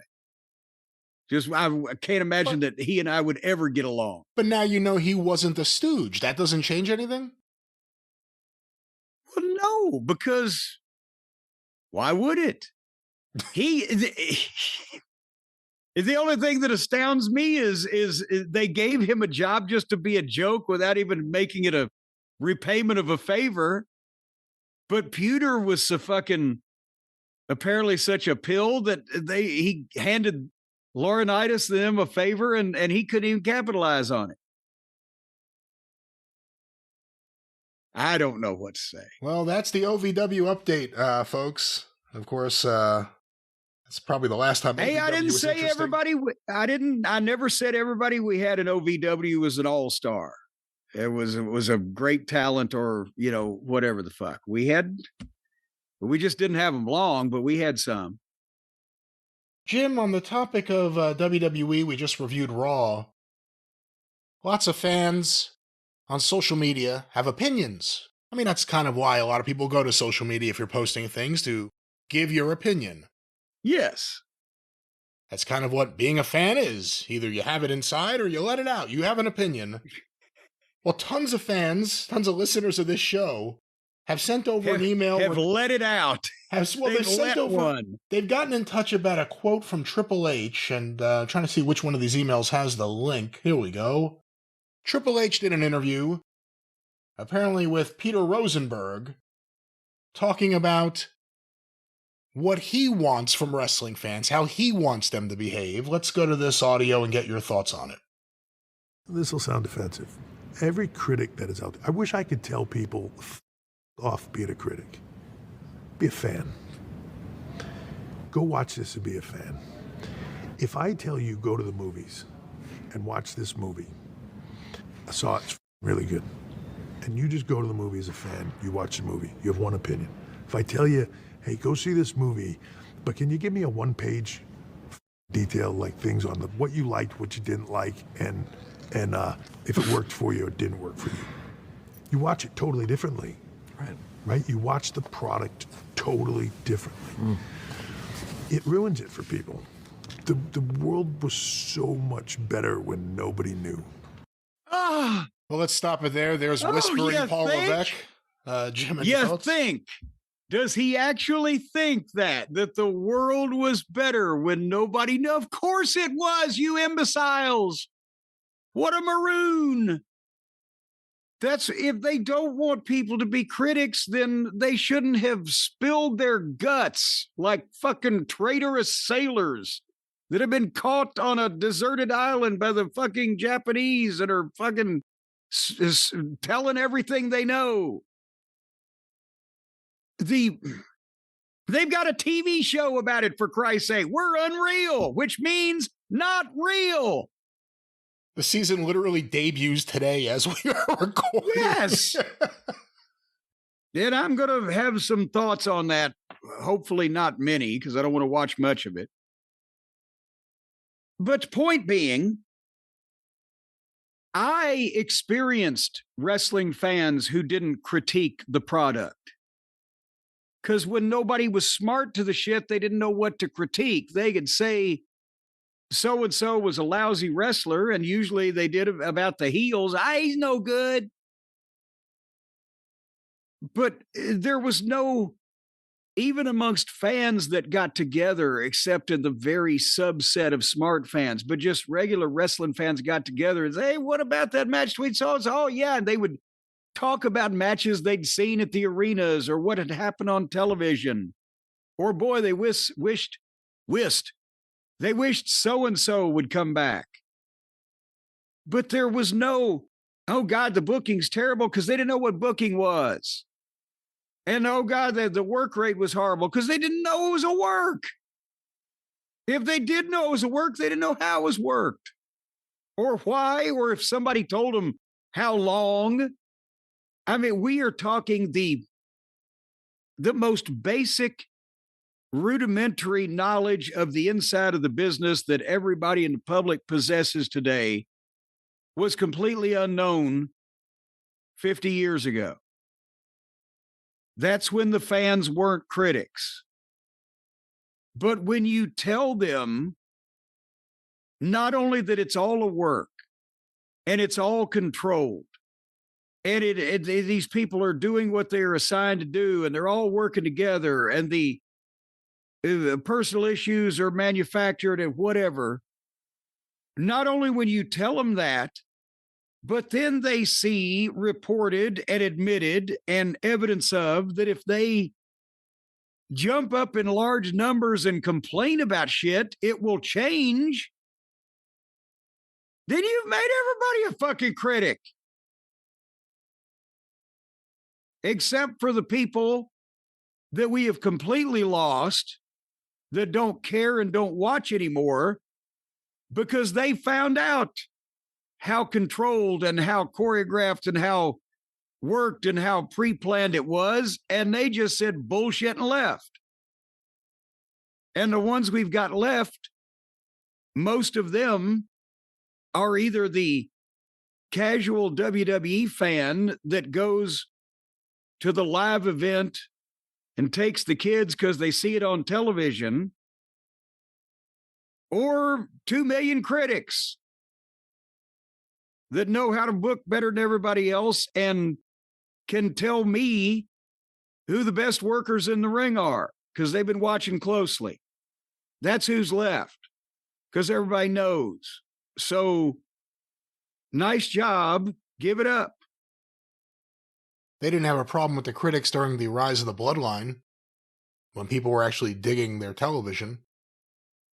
The critics in the the critics when things were popping in the late 90s and the early 2000s weren't really wrestling fans. It was people outside of wrestling who had a problem with the product, and in some cases they weren't wrong about the tone of the product. But in terms of the idea that we should all watch WWE Raw or SmackDown and just feel fulfilled at the end of it that we saw a show and feel happy, we would if the show was better. You know, it goes hand in hand. He wants fans to just be fans and not be critics. I want my wrestling promoters and bookers just to do good wrestling shows, good wrestling TV shows. And truthfully, both these things can be true. As we've talked about, the WWE right now is they're filling the time. That's about the best you can say about most everything.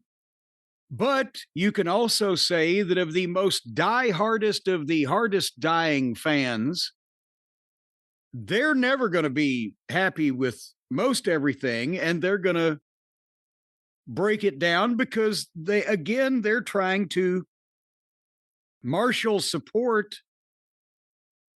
for changing shit. They want to change, and you could tell what was a business success in the traditional wrestling business for goddamn decades and decades by the amount of tickets that were sold. If you sold a lot of them, it worked. If you didn't, it didn't. But now they're selling ridiculous amounts of tickets, but you've still got people, and rightfully so, saying, but this is some boring ass shit. So and a lot of people are going to be able to say they can do it better, whether they can do it better or not. Because they got the Tony Khan syndrome that two other people online with them have complimented their fantasy booking. Their whole thing is always, we listen to the fans. You know, what's best for business is listening to the fans and making sure the fans are happy. That's the last thing you should tell them. Except those fans that say stuff we don't like. They should just be fans.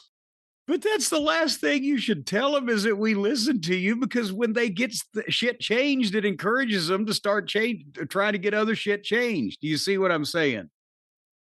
But traditionally, before all of this came to light, the fans didn't rise up in great numbers and ask you to change the matches and change the things that were going on television. But because they didn't know they could, and they didn't know you could. So now we're all stuck. But again, Triple H is saying these things at a period where you're seeing the criticism, not just from smart fans, it's from WWE hardcore fans who don't like whether it's the Jey Uso push or the tone of the TV or everything that happened last year with Cena. You're seeing more and more pushback about the booking and the creative of WWE, and it just so happens he's making these comments here. But you're making two groups there. The smart fans are the diehard fans. They're all smart now. They're all professors. And meanwhile,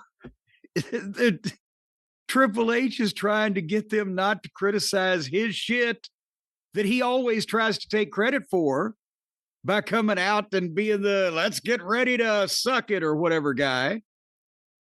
But they're producing television programs where they literally show you how they put it together step by step. And then they're expecting people not to fucking criticize it. Jeez, they're all fucking stupid. Do a better job as booker. That's what I would say. If you're worried about the criticism, you need to do a better job because your shows suck right now. Even though you got some talent. Yeah. Well, you have wrestling talent. Or you're talking about his personal talent. You know what? I wonder Does he do card tricks? In terms of booking prowess, I wonder every single day more and more if Triple H has enough instincts, if Triple H has any idea how to do anything other than the Vince McMahon way. And every day it seems less and less like he does.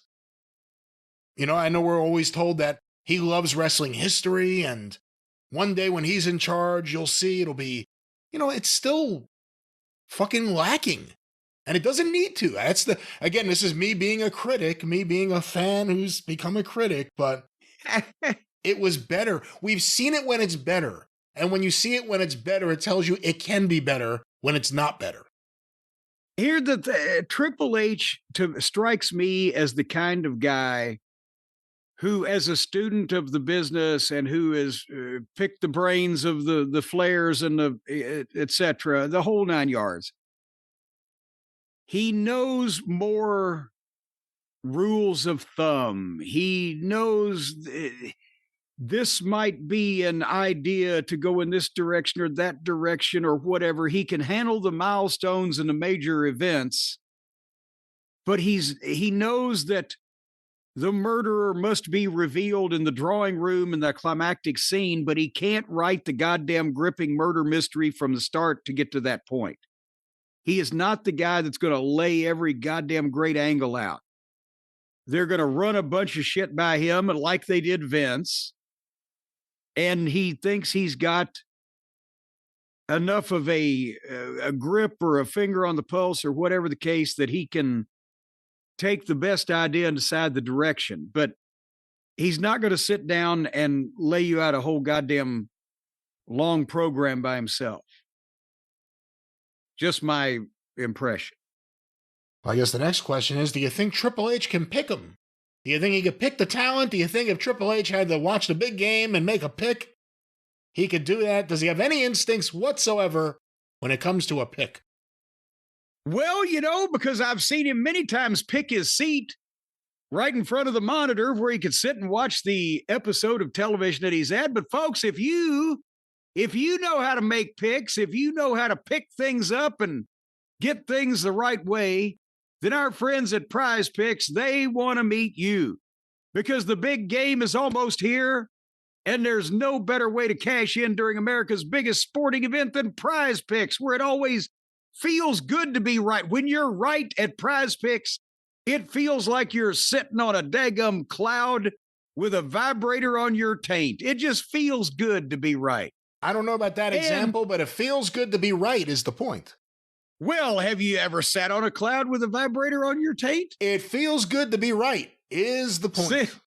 Since the point is on your taint. Since the big game is right around the corner, it also means it's your last chance to get into the football action before next season. So close it out right and get $50 instantly in lineups when you play your first $5 lineup at Prize Picks. Folks, you can find your community on Prize Picks with the new social feeds feature. You can share Prize Picks with your friends, copy lineups from winners with a single click, and suffer no catastrophes or consequences from your plagiarism. And copy lineups you like, use them as inspiration for your own picks. You can even follow the Prize Picks partners, and you can tail or fade. See, that's some kind of private eye lingo. If you're following a Prize Pick partner, and there's two of you, if he turns left, you tail and the other one fades.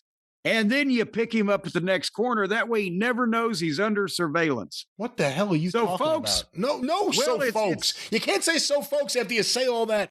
So, folks, that was a wonderful little interlude, a little story that Jim concocted. Back to the main show. Yes, well, I'm just talking about how you can fade your tail and you can pick with just one click. And they've got early payouts. You can get your money and run before anybody knows what you've done. Just keep underground. And with Prize Picks, you don't have to wait until next year's draft to keep playing fantasy. You can fantasize about football players every week, even in the playoffs. And once you fantasize about your favorite players, you can pick, and when they hit their projections or their ejections or emissions or ejaculations, no draft required. So join millions of users and sign up right now for America's #1 sports pick app by downloading the Prize Picks app today and use the code JCE to get $50 in lineups after you play your first $5 lineup. Now, if you don't have $5, well, I guess you're SOL, which, as Mama Cornette would say, is shit out of luck. But if you can find $5 in the couch cushions or potentially a homeless person on the street that's not looking and paying close attention, once you show you got $5, they're going to give you $50 more. That's how Prize Picks is going to just put you in the fucking stratosphere. That's what they're going to do. They will put you in the stratosphere with your picks. If they're the right picks, you'll win prizes. What a deal. Yes. Jim, one more time. If you pick wrong, you'll suffer the consequences, but we don't want to talk about that now. And by the way, if you're the listener who thinks you've won the most with Prize Picks, get in touch with us. We'd like to know who's won the most. Yes. And conversely, if you can hear us living under the bridge you're in now, or maybe in a cardboard box by the overpass, who's lost the most? Just so we get a good fucking... Let's not go that direction, ladies and gentlemen. Oh. Let's see what you could do with Prize Picks. Fuck you. We don't want to talk to you. Let's see what you could do with your picks, Jim. Let's get on the track. Let's let the listeners know what a great deal this is right now. Yes, if you want a bunch of money, we want to hear from you. But some people just can't get out of their own way. So download the Prize Picks app and use the code JCE to get $50 in lineups when you play your first $5 lineup. Prize Picks, it's good to be right. All right. Well, Those were the prize picks. Well, that was nothing. That was prize picks, ladies and gentlemen. Yes. And now we have more prizes for you, more great wrestling content. More prizes here for on the show. Jim. And now, Johnny Jacobs, tell them what they won. Just the other day, we were talking about the comings and goings, the AEW roster. Yes. Some new signings, and we mentioned the 4-man team of the Rascals.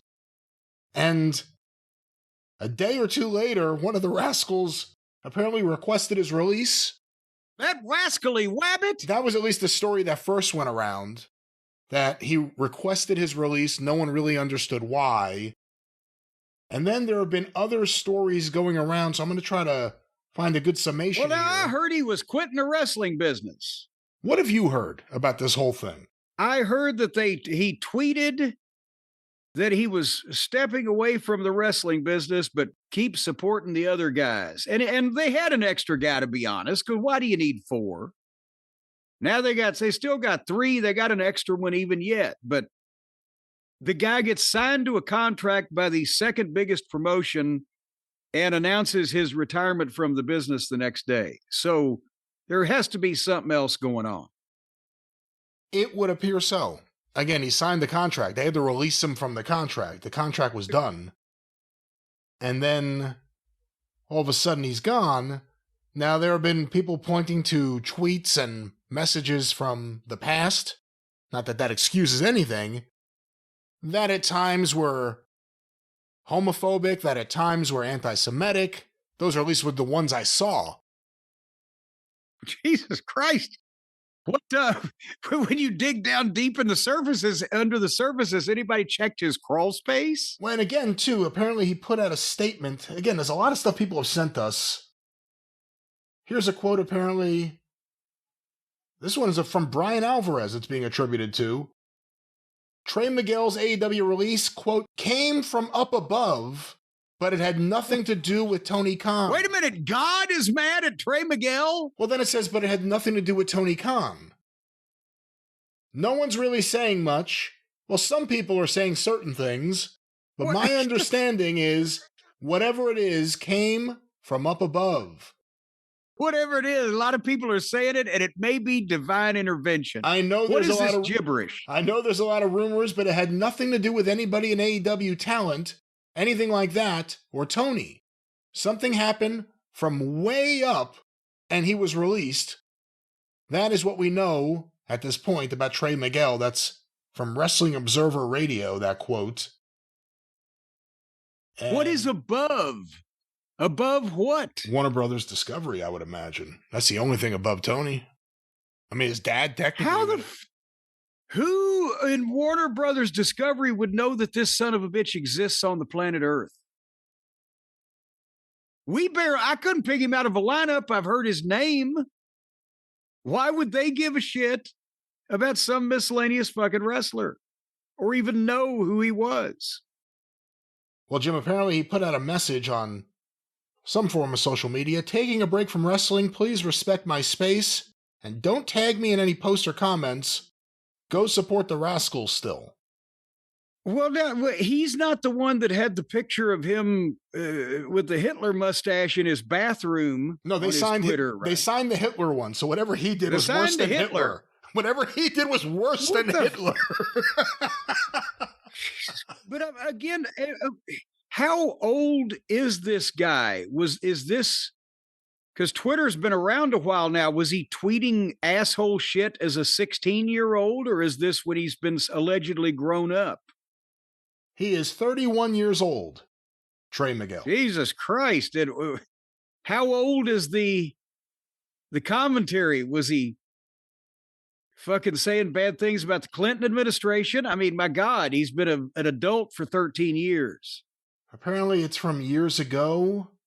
I see something here that says it was in the late 2010s, and then apparently he was going at it with... Wait a minute, the late 2010s is 7 fucking years ago. He'd have been 24. But go ahead. Apparently he went at it with a name we haven't heard in a long time, David Starr, years ago on Twitter.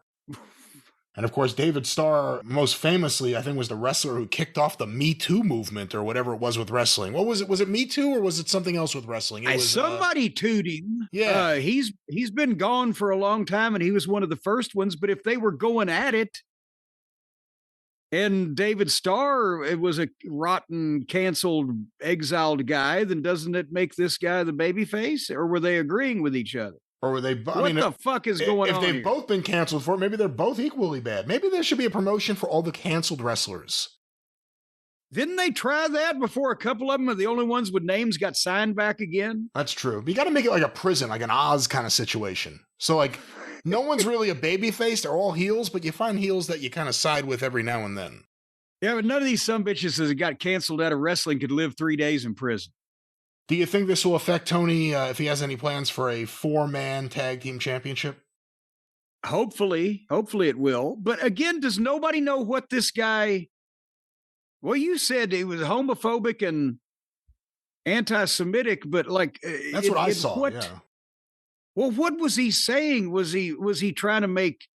What was the tenor? Was he trying to make jokes that were falling flat, or was he calling for the elimination of the Jewish race, or what the fuck is he? I saw mostly the other ones where it was just like he was like, "You're gay."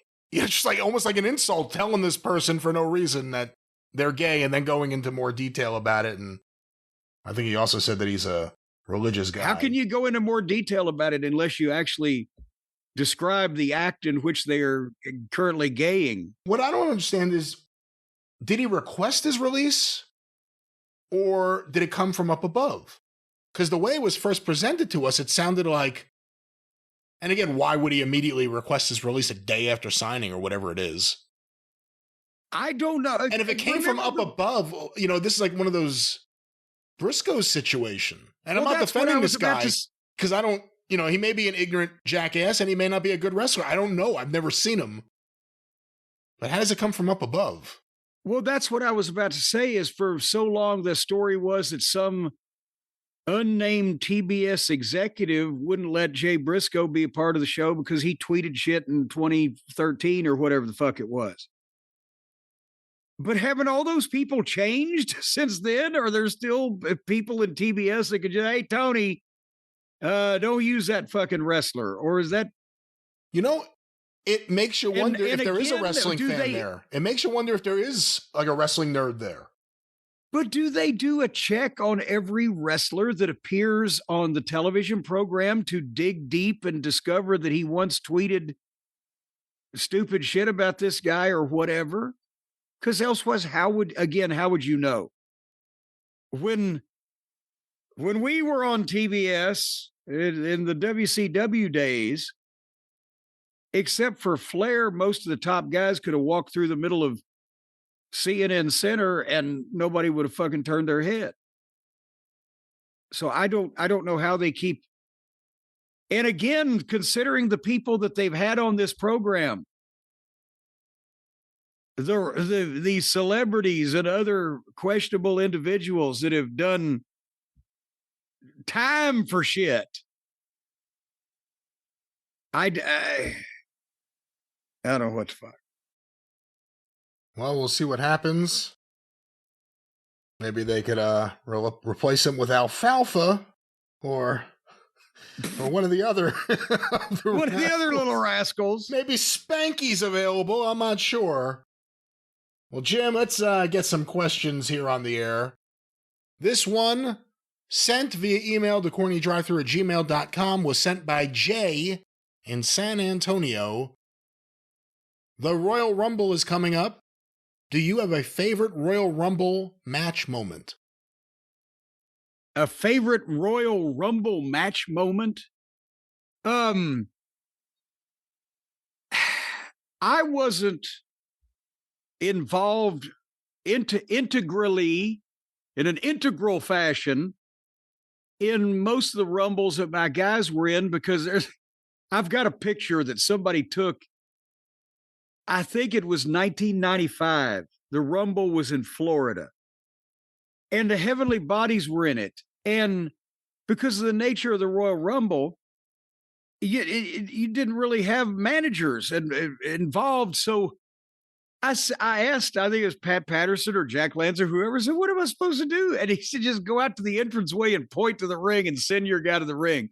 So there's a picture of me in the entranceway pointing forcefully at the ring, and Jimmy Del Rey's running like he's really going to get a head start. And then I turned around and went back. That way. It's there. Yeah, it's that way. Go. And that's, and they didn't do spots in the Rumbles with the manager. So probably my favorite Rumble for my part would be 96 with Vader, when I was out there and he did, go crazy and eliminate a bunch of people, but, do the whole controversial thing. And then hospitalized Gorilla Monsoon and went to have surgery and wasn't seen again until all the heat had died down. But that was probably my favorite Rumble. And what was the one for just a stupid moment where Batista and goddamn, who was it that Cena. they accidentally fell over the top rope and eliminated themselves by accident? Was it 2005?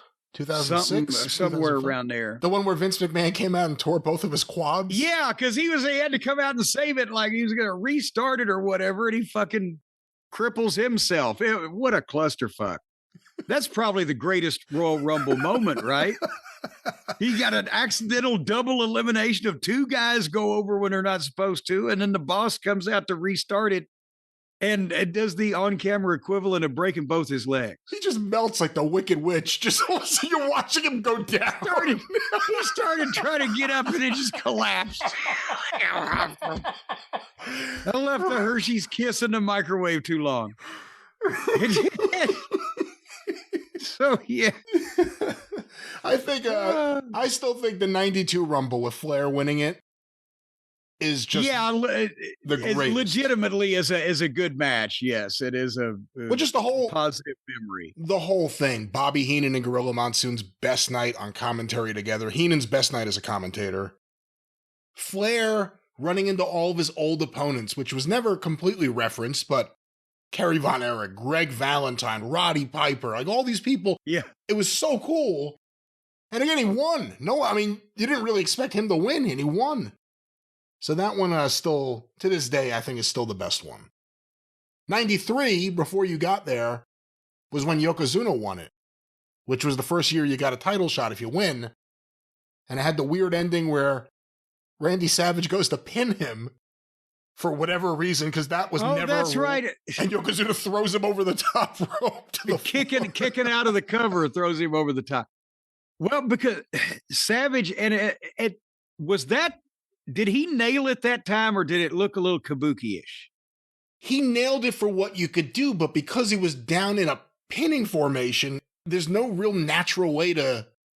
Well, see, that's the thing is, in his younger days, he could take that bump where if he was covering a big guy who could give him a big push, he could spring and go over the top, and it looked halfway legitimate. I think that's what he was going for, and it didn't quite materialize. So you were never involved with any of the booking behind the Royal Rumble in terms of figuring out who came where or anything else? God. Well, I was on the booking committee. Yes, I was involved, as were other people on Vince's team on the Royal Rumble, but Pat was the layout guy. And Vince would tell us who he thought should, be the last guys, or who should be featured with a spot or whatever. And we would, obviously there was more to the Royal Rumble card, because that's back when you had to actually draw with these things. So there was still matches up and down the card, the world title and the grudge match, and then the Rumble and the blah, blah, blah. So we would book the card and the TVs leading up to everything, but and we knew, or thought we did, hopefully we did, who was going to win and who was going to be featured. But Pat Patterson was really a guy that would do the final sit down, lay it out, talk it over, blah, blah, blah. Did you see like the Rumbles when they first started? 88 was the first one, which was created to screw with the Bunkhouse Stampede, I believe. And then yes. Obviously, 89 was the one Big John Studd came back and won. But did you see any of these as they were happening? Were you interested in the concept? Well, I didn't see them as they happened because remember, we were on the road and in often cases working a competing event, but I would get the VHS tape afterwards. And to be honest, again, I didn't microscopically examine WWF wrestling of those days. It just, But individual guys and or big matches and or stuff like that, I would zip through and pay attention to because there was still, there was great talent involved and people that I knew and or worked with. And Boss Man by 88, 89 was on the card. So I was keeping an eye on it. And as a concept, the Royal Rumble is one of the most wrestling things that they've ever done in modern times under Vince, because all it was a battle royal with a twist. And the battle royal had been so overused and demeaned and made, like the cage match eventually ended up. That used to be the big blow off to settle everything, and it drew a huge crowd, and then they cage. Same thing with battle royals, but with Pat being able to put a twist on it, this twist eliminated, no pun intended, the worst part to the average fan about a battle royal, which was when all the guys are in there at the same time at the start. It usually sucks until there's enough dumped out that you get some room where people can do shit. So Pat just figured out a way to start with nobody and put more people in rather than start with everybody and take people out. And that was genius. What did you think of the Bret Hart Lex Luger? I think that was 94, right before the WrestleMania match where you managed against them. What did you think of that finish? Oh, God. Remind me what it was. They both went over at the same time, allegedly, and they both touched the ground at the same time. That's allegedly. Right. That's why they both got title matches and blah, blah, blah. But was that, they did a pretty good job of that one, as I remember, that you couldn't tell it was simultaneous, because a lot of times the timing on that goes sideways. It's almost impossible to hit. I mean, that's a really hard thing to do if you're both tumbling over to hit the ground at the same time. Yeah, especially in different places. But I think they did a pretty good job of it that year. Yeah, because it was Bret. Bret could do it. Bret can do anything. Bret could do anything. It's just that when they started getting too cute with it sometimes, there's always another great idea. But when they try to start twisting the twist, sometimes it doesn't go too far. See, I always liked when they had like a random wrestler, and as a kid, you don't know about political affiliations with different offices or whatever is happening. So all of a sudden it's like Tenryu. Oh, okay. I remember that guy was at WrestleMania a few years ago. And then Carlos Colon. It's like, holy shit, this guy's been in the magazines forever. And I think when he came back, Gorilla Monsoon calls him a youngster, Carlos Colon. But Dick Murdoch, all of a sudden, Doug Gilbert. It was like always weird ones. And then there was the one year it just went haywire with the AAA connection. It was like Mil Mascaras and 40 Mexicans. I know that was, well, it was in San Antonio and the Alamo Dome. Yeah, Mil Mascaras and every luchador they can get their hands on were in that Royal Rumble. But remember, Buddy Landel was going to be in the 96 Rumble. And that's when he blew his knee on the slippery, icy sidewalk in Philly at the hotel. Do you think Buddy would have gotten himself into really good shape if he had really gotten the run? At that point in his life? At that point in time, he would have gotten as good a shape as he could possibly be in at that point. Because he was, let's see, hold on. Is he a year older than me or was he 2 years? He was about to be 40. And he said, I'll say 37, 38, whatever. He wasn't going to be in 1983 shape anymore in 1996, but he was already in better shape than he had been at one point a couple of years earlier. So I think he would have done enough to get by. The Headhunters, right? Weren't the Headhunters in the Royal Rumble? Good Lord. Yeah, the fucking Jesus Christ on a cracker.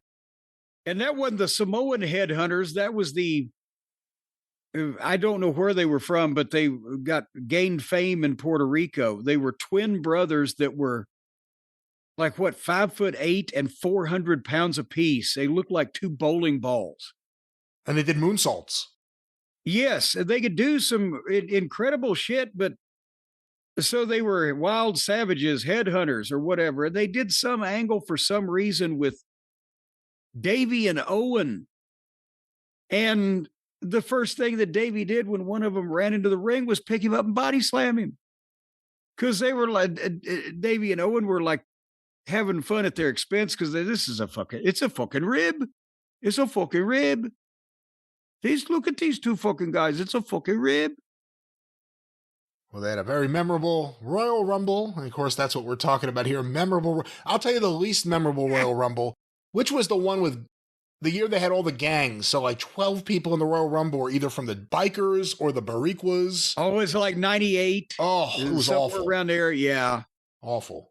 When you got the Harris boys and Brian Lee and Crush, and they're all dressed the same and look the same. And well, let's see, that's when old Shitstain thought that since he was, near Broadway, he would do his version of West Side Story. And that was another of his genius concepts. Do you like the flashy moment of the person is almost eliminated and it doesn't work? It was pretty simple. It was like skinning the cat. And then you get back in. Wow, look, they're back in. Now it's like you jump from the ring to something else, and you jump to something else, and you'll somehow get back. Did they have one guy walked on his hands? Kofi Kingston has done things, and then I don't know if he was the one who did the hand walking, now that you say that. I mean, within some parameters, I like the idea of one guy having the reputation for being able to do that. It can get a bit silly, but nevertheless, look at the world we're looking at, the WWE. But I like that idea about trying to avoid the feet on the floor, but it should be, again, either the one guy that has the reputation or somebody important. It just shouldn't be everybody being allowed to do it, or then it loses the special. Well, and of course, those are some memorable Royal Rumble moments. 96 Royal Rumble, Jake the Snake comes back. That was a big moment. I don't know if people today remember just how big it was that he was returning for that. People hadn't seen him. Yeah, boy. No one knew what he would look like. No one knew he was wearing a vest. We didn't know what he'd look like. But that was the Royal Rumble. And of course, if you want to rumble royally, you need sales. How do we get there? If you need sales, you got to be ready to rumble. And you know who's ready to rumble on your side, Mr. and Mrs. Businessman? Our friends at Shopify. I'll tell you what, if you need to pull a knife on somebody and engage in a rumble, you're going to want to buy that knife from a store that is attached to Shopify, because Shopify.com is going to take your business and launch it into the stratosphere. They're going to put it in a rocket. They're going to fire that thing off, and it's going to shoot up in it. It's going to leave the Earth's atmosphere. And then you're going to be floating aimlessly in space forever and ever while somebody else reaps all the profits. And that's what we're talking about, ladies and gentlemen. That's not what we're talking about. Making money. That's the worst possible example you've ever used. You're floating in space endlessly while someone else profits. Well, see, you've left your paperwork that all the money goes to your legitimate ears. Your heirs. Heirs or ears? What did you just say? Your ears that are inheriting. Folks, if 2026 your ears, if 2026 is the year you launch your business, the year that you transform into an entrepreneur, a founder, a boss, an enforcer, a manipulator, a racketeer, one powerful move can put your future firmly in your hands. That's eliminating the competition in a St. Valentine's Day style massacre. And what the hell? Hold on. Let's walk back 5 steps ago. This is for everyday honest business people looking to do business in an honest way. That's right. With an honest partner who has the strength of these corrupt bastards that Jim's talking about. But they're honest. They'll be honest with you. They will treat your product and your customers with the right level of respect. You could trust Shopify. We do. For ArcadianVanguard.com. If we do, that means you can do. Shopify. What we do. Honestly, That's right, folks. A powerful move is put your future firmly in your hands. Eliminate the competition. Dominate the industry. Shopify gives you everything you need to sell online and in person. You can intimidate these people face to face, or you can bully them online until they send you money. Millions of entrepreneurs have already made this leap, from household names to first-time business owners just getting started. They need the helping hand of Shopify and their army of hired thugs. They'll give you all the tools to easily build your dream store. No thugs. And, well, then they'll send some thugs over to build it for you. No thugs. I just said no thugs. That doesn't mean other thugs. Oh, I thought you meant the different thugs. Setup is fast.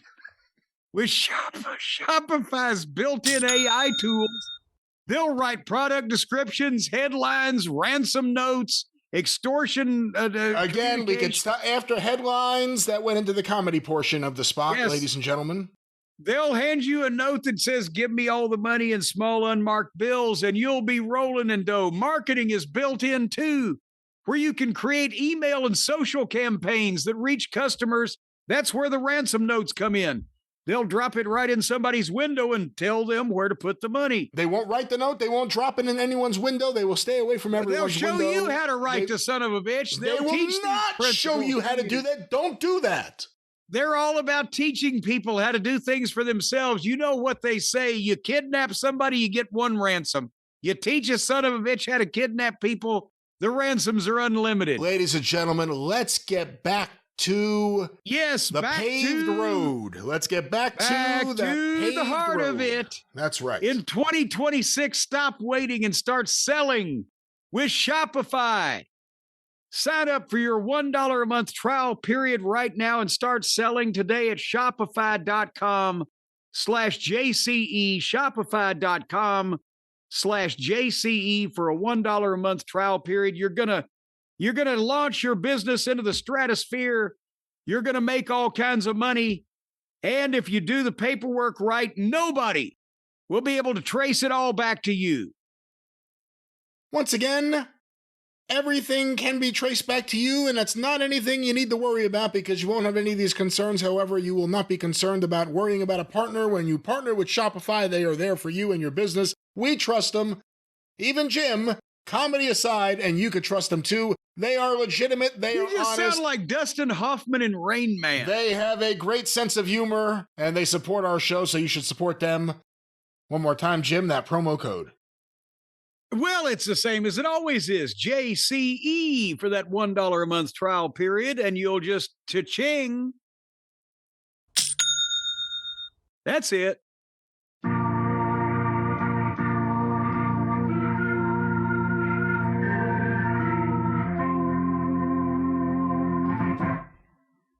All right, Jim, you know what that means? It's time for the remaining portion of the show, and we're going to get to a bunch of questions here this week, just like we promise every week. Are you ready? Well, we might not have a bunch of answers, but we're going to get to a bunch of questions. Jim, this question was sent via the Cult of Cornette Facebook group by Joe Walters.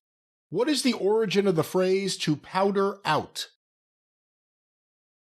Well, oh God, let me see how I can convey this to civilians. Isn't it an old saying from, God, I guess maybe the 40s or 50s? If you take a powder, you leave, you exit, go, run off, take a powder. Or have I been in wrestling too long? I don't know how many people outside of wrestling use that phrase. Certainly now. I mean, I'm not sure. I don't know. Well, it seems to be that it was an expression outside wrestling, but actually that's what it means. It wasn't actually powder out, although some people now say that, but take a powder means get the fuck out of there. And I guess it wasn't industry wide, because when Adrian Street and Linda came to Tennessee in the early 80s and I was managing them in Nashville, you couldn't get together with the baby faces. The locker rooms were on the other side of the building. So Dundee, when he was the booker, he would write down the finish unless it was just so-and-so over with sunset flip, and he'd send it over. And because I was the only one that could read Dundee's writing, I would translate it for my guys, and it said something like, okay, Cornette do this and Linda do that, and then heels take a powder. And Adrian thought that it'd been like, what, like a headache powder? What, take a powder? They didn't say that in England. He thought it was, what, medicine? What is he saying? I said, no, take a powder. Get it, leave, go. We're going to powder. I don't know how to explain it any more than that. Maybe I'm not sure if that explained anything, but thank you. Well, was it originally when somebody vanished, they turned into powder? I don't know. They go to powder their nose? That wouldn't really work. No, not in this context. So I guess it's just one of those things, but I understood it. All right. Well, that's thank you for your question. Yes, thank you for your service. All right, well, Jim, our next question. Are we ready to take a powder? Our next question here, Jim, was sent via the Cult of Cornette Facebook group, and this was sent in by Derek Moran. Starrcade 87 was the best entrance of the Midnight Express, in my opinion, mostly due to the snazzy outfits Jim and the Midnight were wearing. Where did he get that snazzy suit? Was it made in the back for him, or was it locally sourced? No, neither one. It was made, but not in the back. We didn't have seamstresses and costume people at that point. It was helped also because they really went all out and got a fog machine. You remember that? So the guys walked through. I mean, This was a big deal. Like a $200 fucking fog machine from some disco. But that added to it, and the boys had just got some new outfits, and I had, as I recall, that was just a regular suit coat and things that I'd had somebody put spangly sequins and material and applique on, the lame material and stuff like that. So I had somebody make it, but not there and on my own dime, because that's what they didn't pay for your stuff back in those days, the promoter. And when I got to the WWF and they have the seamstresses do it. What? And there was the sisters, Julie and Terry, and they could make pants or, repair stuff, or they'd make a jacket or whatever. The little sister was always making Michaels' shit, and she had matching outfits she would wear where she would dress up like Shawn Michaels. That was a little hard to take for a lot of the guys, but the older sister, she was fairly level-headed. She made me those gold lame pants that I wore for WrestleMania 10. What was the question? Was there an unofficial seamstress in the Crockett locker room? Well, no, but like at one point, and this is fairly well known, Johnny Walker, Mr. Wrestling 2's wife, Olivia, made the robes for Flair and Valentine and Piper, those $5,000 and $7,000 and $8,000 and $10,000 robes. She was a professional and an artiste. And so a lot of the Crockett guys had those because they were the only ones that could afford them, is the guys that were really on top in like the Carolinas or Georgia and making big money.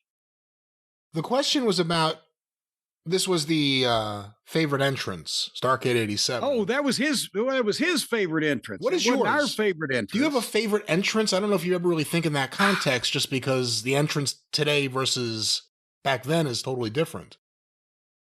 Well, it wasn't our favorite entrance because we were going out for another fucking scaffold match. We just wished that we could have worked with the Rock and Roll in a regular match in Chicago on a big show, but again, that was us. A regular match would have been a better match, but would it have got the interest that a scaffold match between these two yahoos would have? Anyway, I don't know of a particular entrance that stood out because we didn't do, like you said, elaborate entrances in those days. I remember the Bash, or goddamn one of the WCW pay-per-views. There was this long fucking ramp, and they kept saying go, go, and we had no music, so we're walking halfway down the ramp, and then our music starts.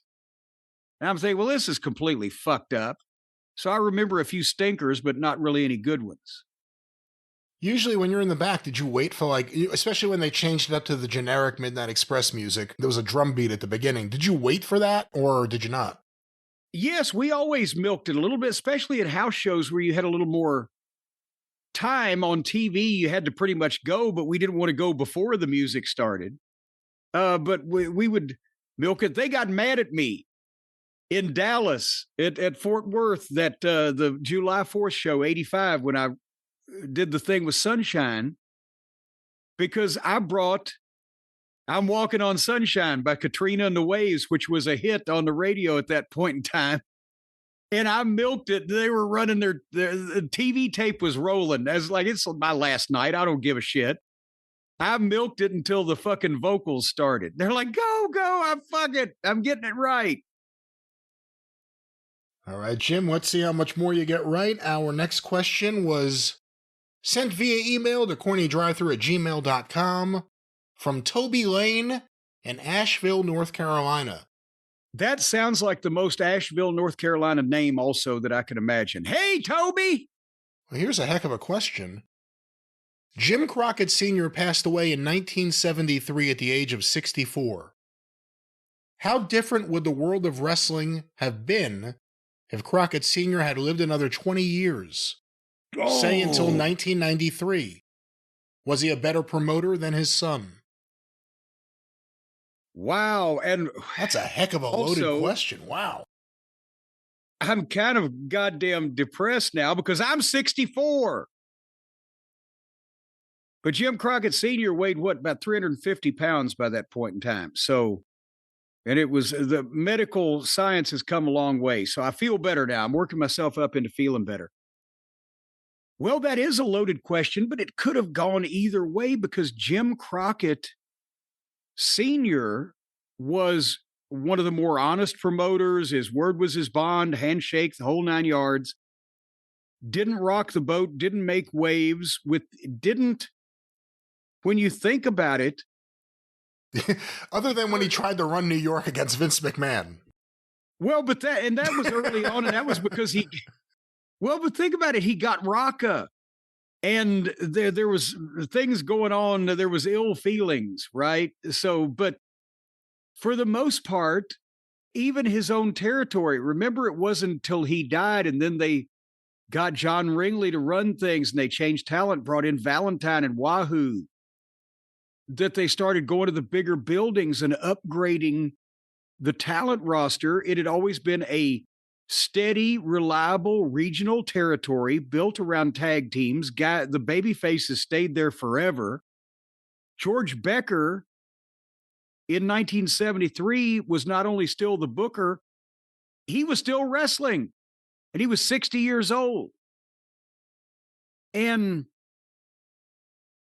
I'm wondering if Jim Crockett had to, in the 80s, had to compete with a national expansion.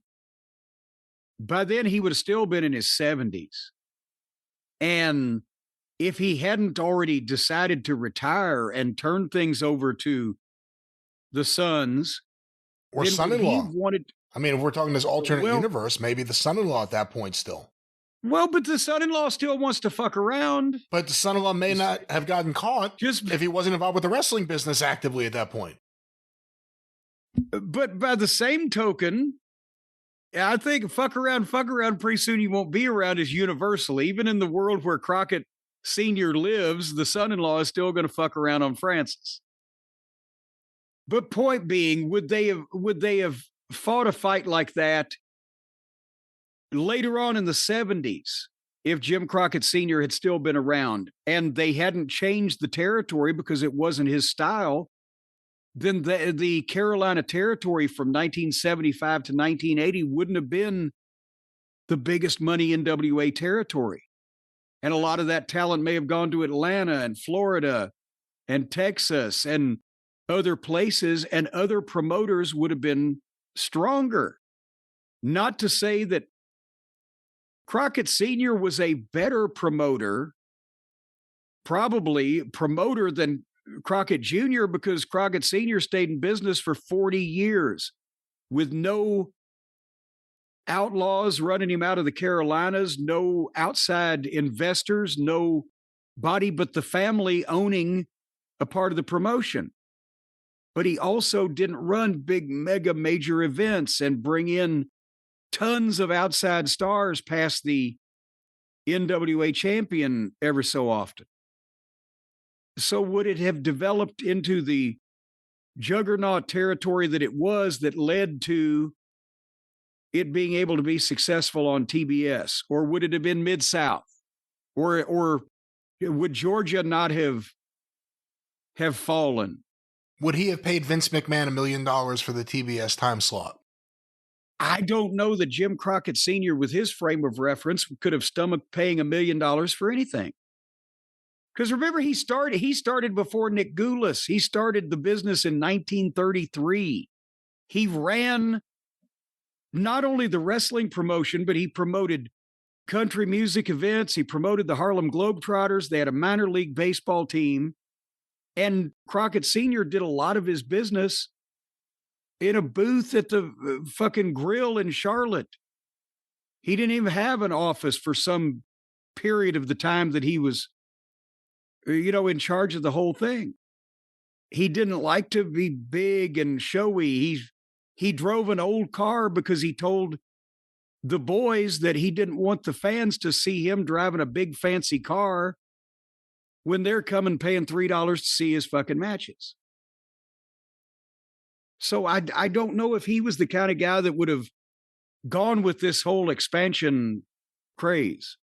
If Jim Crockett Sr. lives, do you think we ever get Nature Boy Ric Flair? Does George Scott ever start booking?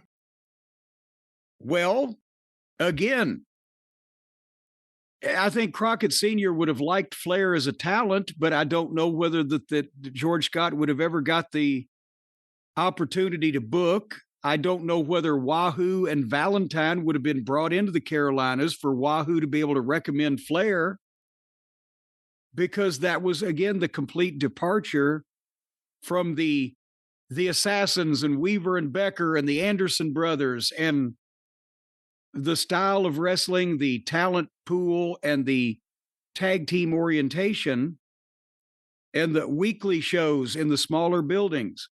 That way, except for Greensboro, the big shows at the Coliseum and big shows in Charlotte at the Coliseum, the Carolina territory was still a smaller, weekly, ongoing, steady but not spectacular operation. And I'll tell you this, in the early 60s, when the Fargos went to the Carolinas, they were making half as much money as they were making in the Tennessee territory. So something was fucking different. All right, good question. Thank you for sending it in. Jim, our next question was sent via email to CornyDriveThru@gmail.com from John Adams, Christchurch, New Zealand. Oh, I thought you meant that was where he was currently praying. This is an interesting question because I think we hear it sometimes from younger fans. My question is about Ric Flair. I got into wrestling in the late 90s and early 2000s when WWF and WCW were duking it out for ratings. It was guys like Bret Hart, Scott Hall, and the late great Eddie Guerrero that really made me a fan.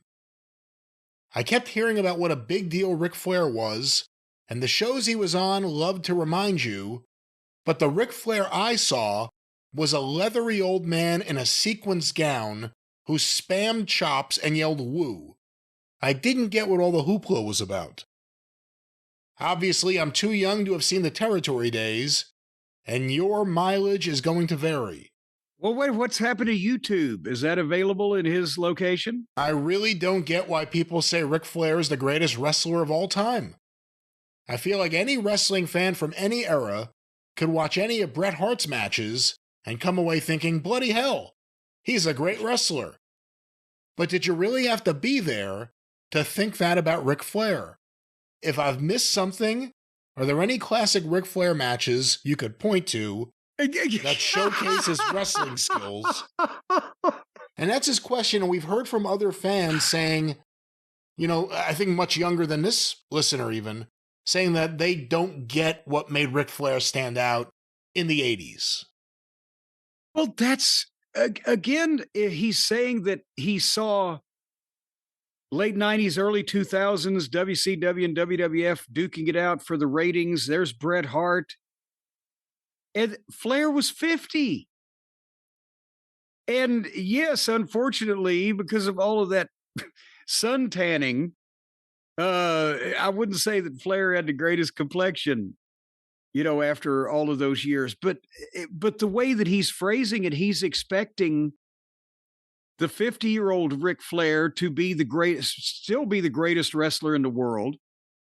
And isn't that like, you know, Mike Tyson just had a fucking gimmick fight, but did anybody think that Mike Tyson from a year or two ago or whatever this was the same guy? Or do you want to watch Shaquille O'Neal play basketball when he's 60 years old?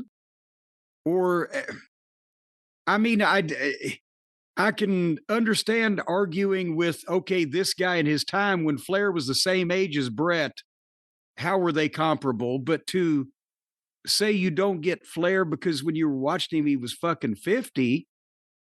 What the something you're missing is the previous 30 years. To me, if you look at, and I'll just say this, much less the 1989 Flair and Steamboat matches or the 86 and 87 Flair and Wyndham matches, if you go back and look at, you know, almost anything of Rick from the 80s with Flair and Garvin, Flair and, you know, whatever, but you know, Flair and Bobby Eaton, for fuck's sake, on those main events, and Flair was 40 at that point. But then you get an idea of why that all the guys in the ring felt that way, and that he wasn't the absolute best in the ring. He wasn't the absolute best promo. He didn't have the absolute best physique. But he was the absolute best of the total package of everything. And I think that's what you need to be looking at, but don't start when he's 50 and go from there. See, it's almost like there's two Ric Flairs as a performer. There's Ric Flair, in my eyes, almost up to when Hogan comes in 94 to WCW. And then there's the Ric Flair after, who wasn't the same in the ring because he was getting older, but really upped the theatrics. Started doing the greatest hits all the time, and that's, you know, what you saw. There wasn't the night in and night out, the stuff in the middle of the 40-minute match, besides the upside down and the face flop and a couple of other things that he was just incredible at. He just went to the kind of Flair. Instead of a parody, it was a Flairity. That's good. No, but see? I mean, that's kind of, though, what happened with the promos, too. Again, he was still super over, and he was entertaining. But he was always insane then. Woo, he's always crazy. He's beating up his suit. Yeah, I mean, he's taking off his clothes and elbow dropping his suit, or just doing things like that he never did. It's like, it's a different Ric Flair than Ric Flair up until the Steamboat matches in early 94. I think the Flair up until that point in time exuded confidence everywhere. Yes. And then yes, between Vince and WCW and all that craziness, they cracked his confidence, and then he started working and trying, more trying than working, way too hard all the time to justify the thought that most people still had, was that he was the best. And then it just kind of went over the top. Yeah, and in terms of, you know, what he did stuff that is now popular before everyone did it. There weren't a lot of guys kicking out in near fall. Again, he was in world title matches every night. He made getting close to that 3 count an art. And It was a big deal. However, foot on the rope, hand on the rope, shoulders slightly up. However he got out of it, he made it an art. And his matches were exciting. His promos were the best. I mean, they were incredible. And to a younger fan, I think, in an era before there were catchphrases, again, woo now may not be the same as Ric Flair doing woo in the 80s, which felt hip and fresh. You know what I mean? It's a different thing now than what it was then. Well, and besides that, you know, you talk about the little things, you know, coming out of a pin or the last second or whatever. That's the thing that everybody has tried to copy. All the boys, I should say, has tried to copy Flair from the previous generation on down. And you mentioned something very important. Flair, for most of the best 10 years of his career, was in a world title main event match every night. And guys copying all the shit that he was doing, they're not. They're in the second, third match on a fucking card, but they still all wanted to be Ric Flair or wanted to be the guy that wanted to be Ric Flair. Now that the generations have changed. And they lost the part about the context of him always doing these things in the main event and always being figured in some fashion. And now everybody thinks everything has to be the main event of Starrcade 86. And again, to anyone who doesn't see it, Ric Flair, up until 94, I mean, the Vader feud and the Vader match at the end of 93 when they had to do something after the Sid Arn thing happened, his return in the tag match with the Hollywood Blondes, his WWF run, which is actually better than people give it credit for, and everything he did before that. He was top 3 in the entire business for close to 20 years, 15 years. Do you know, and again, my friend Joe Dombrowski, I can't spell his name, but just look up Joe Dombrowski, folks. I told you he had done the Harley Race DVD, and he's also got one on Flair, traveling champion matches and different things that they've compiled. And one of the matches on this tape, and I had not seen this actual match, I'd heard about it, was when Flair went to Memphis in 85 and defended against Coco Ware. Oh, I've seen that one. That's the one that got him all the heat with Bill Dundee. Yes. Or got Dundee all the heat with him, I should say. It was the other way around. Yeah, but Flair thought that he was going to Memphis. He'd heard of Dundee. Dundee had been the fucking booker in Mid-South, and he'd been in Tennessee forever. He'd heard of Bill Dundee. But at that point, he'd never heard of Coco. And fucking Dundee thought that he would get heat if he booked, because he was the booker too, if he booked himself in a world title match. So he did an angle, and because he was a heel at the time, and Coco beat him for the fucking title shot. And Flair gets in a cab on the way to the Coliseum from the airport, and the cab driver's talking about his match with Coco Ware. And it's like, who the fuck is Coco Ware? But the point is, it was the best match on the tape with Flair, with all these other, and Flair and Harley and Flair and all these other guys. Coco at that time was the perfect opponent for Ric Flair. He was a young, athletic babyface with a lot of leaping ability and had some snazzy moves, and he could listen. And I've said Coco could work his ass off in those days. And you could see that Flair, when he started the match, he was just kind of calling the standard kind of, grammar school stuff, because he didn't know how this guy was going to be or what the fuck. But not only when he saw that Coco was there for things, but the people were behind him, then he ended up making it with one of the best matches Coco Ware ever had, and a tear down the house fucking world title match, because Coco could do the things that he called, and it was best. Flair against Harley may have been great. Flair against Dusty may have been great. But Flair and Steamboat, Flair and Wyndham, and Coco fit that pattern then. A young, athletic babyface that can sell and make fiery comebacks. That was the opponent that Flair loved to work with and did his best shit with. You know what other Flair matches I really like from that era? And a lot of them exist as house show matches, the best examples. But you talk about someone who, when right, could listen to Flair and Kerry Von Erich. Yes. Because Flair was kind of like a Von Erich whisperer. He figured out the 3 or 4 things that the boys each did well and just constantly worked around all those things. And then he depended on the boys being over with the crowd, which they always were, and got as much heat on them as he could, so because they had fire on their comebacks. Fire and taters.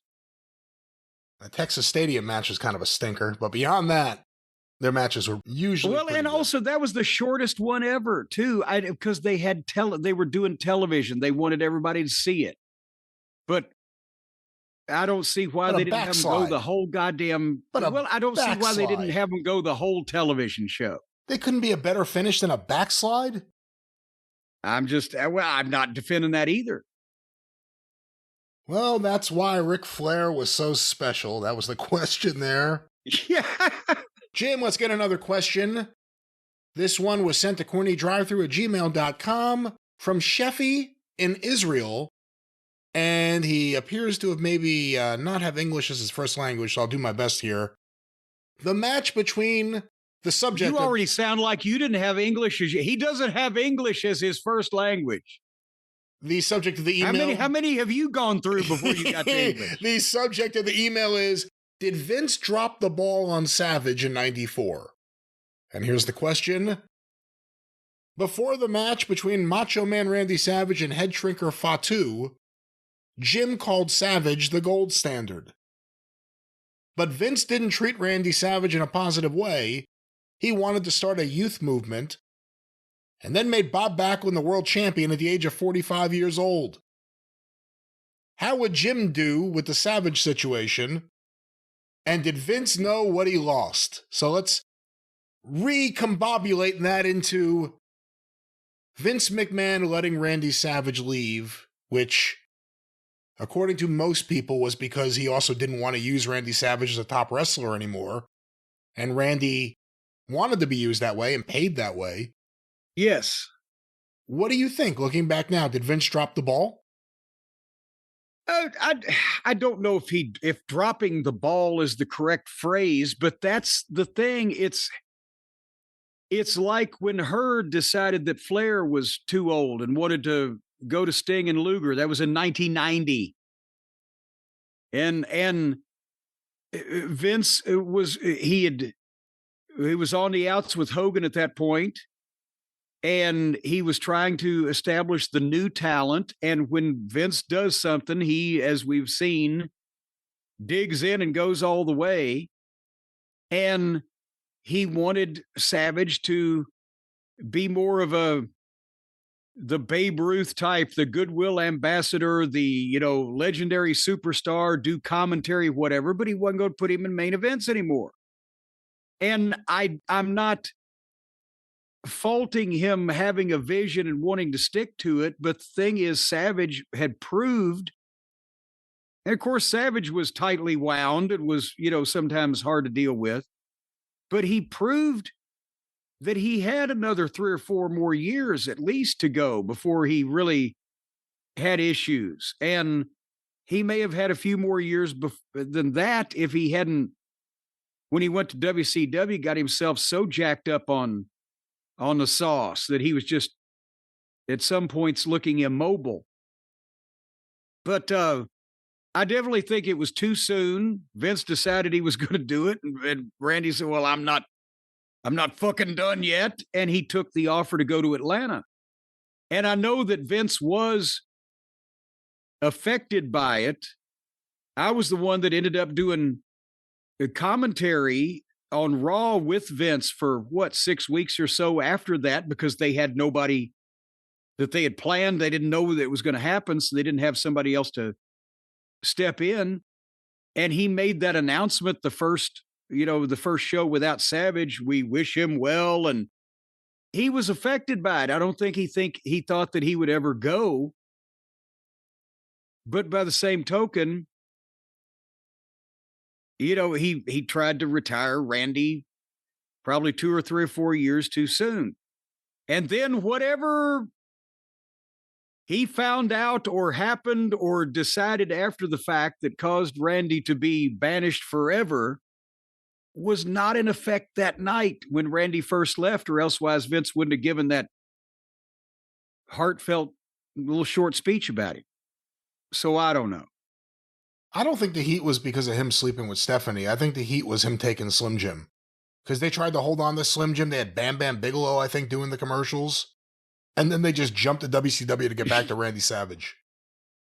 And that's when WWF was the most vulnerable in terms of needing money. Well, there you go. He might have snapped into the wrong goddamn deal there. But yeah, that's, I hesitate to comment on what people have done in the past that you're not exactly sure, but I'm pretty sure that there was a little mercenary with Vince also, as well as personal. So, and that Slim Jim thing was quite a bit of money at that period of time when they needed it.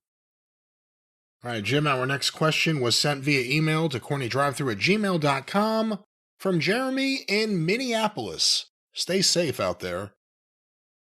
This week on NXT, and this was sent 12 days ago for the record, this week on NXT, JC Jane delivered a knee to the face of Kendall Gray, who is a future star you should pay attention to, and it landed so stiff that Kendall needed emergency dental work the next day.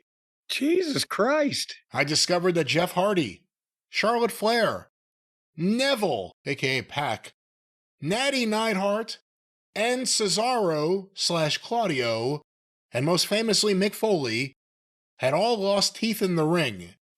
And there are likely many more that never publicly reported it. Mark Briscoe would like a word with you. How common is it for wrestlers to need an emergency dentist? Is the problem getting worse today? Or was it a problem in the older territory days too? Well, actually, back before the days of fluoride, we really had trouble. Finally, if someone is accidentally too stiff, how do they make amends in the locker room? Well, apologize. No, I mean, things happen, and there's always a stray live round, and it's not ballet and all those other cliches. If you potato somebody and hurt them, especially, yes, in the locker room, definitely go apologize. Oh, Jesus Christ. And be prepared if you were being careless or dangerous or reckless or did something stupid that you should have known better than to do, then be prepared to get your ass chewed out. But a lot of guys will go, if it was accidental and couldn't have been helped, we'll say it was accidental and couldn't have been helped. But as far as an emergency dentist, in the old days, that was called a dentist. Because, you might not be able to afford an emergency dentist, or there might not be one on call, and guys would go to a dentist when they had time to and or the money to, because what the fuck, if you're a wrestler missing teeth, it doesn't, big deal.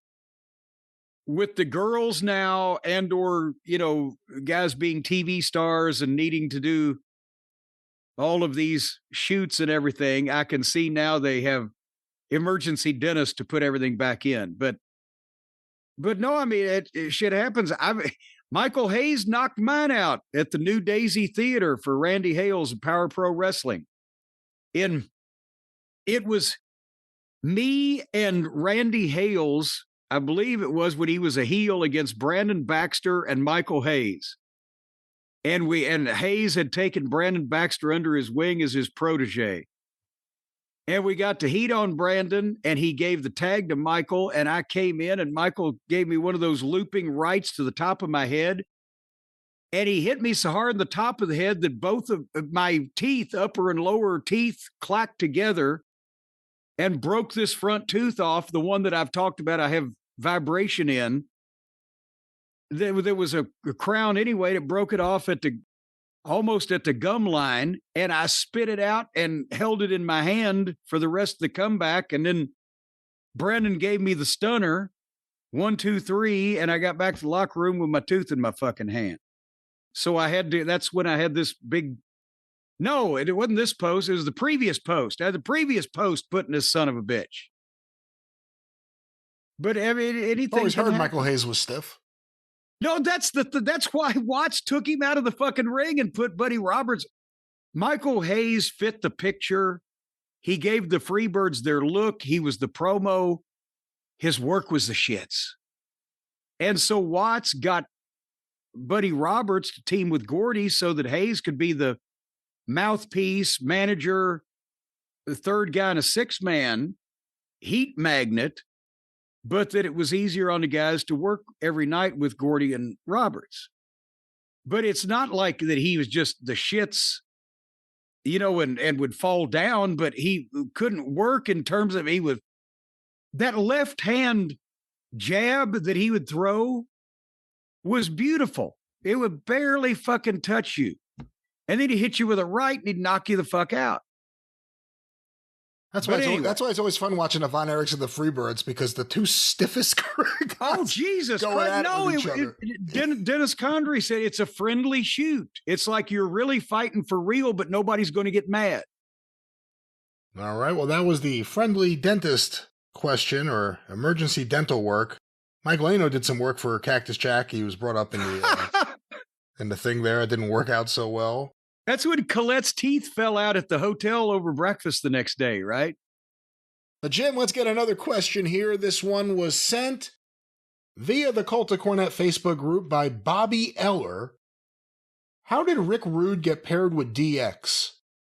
Was this for protection on the road? Rude seemed like a no-nonsense guy, while Michaels and Hunter were nothing but nonsense. Oh, my God. I cannot remember the exact chain of the events of the thought process. Rude had one of those Lloyd's of London insurance policies, like some of the guys had.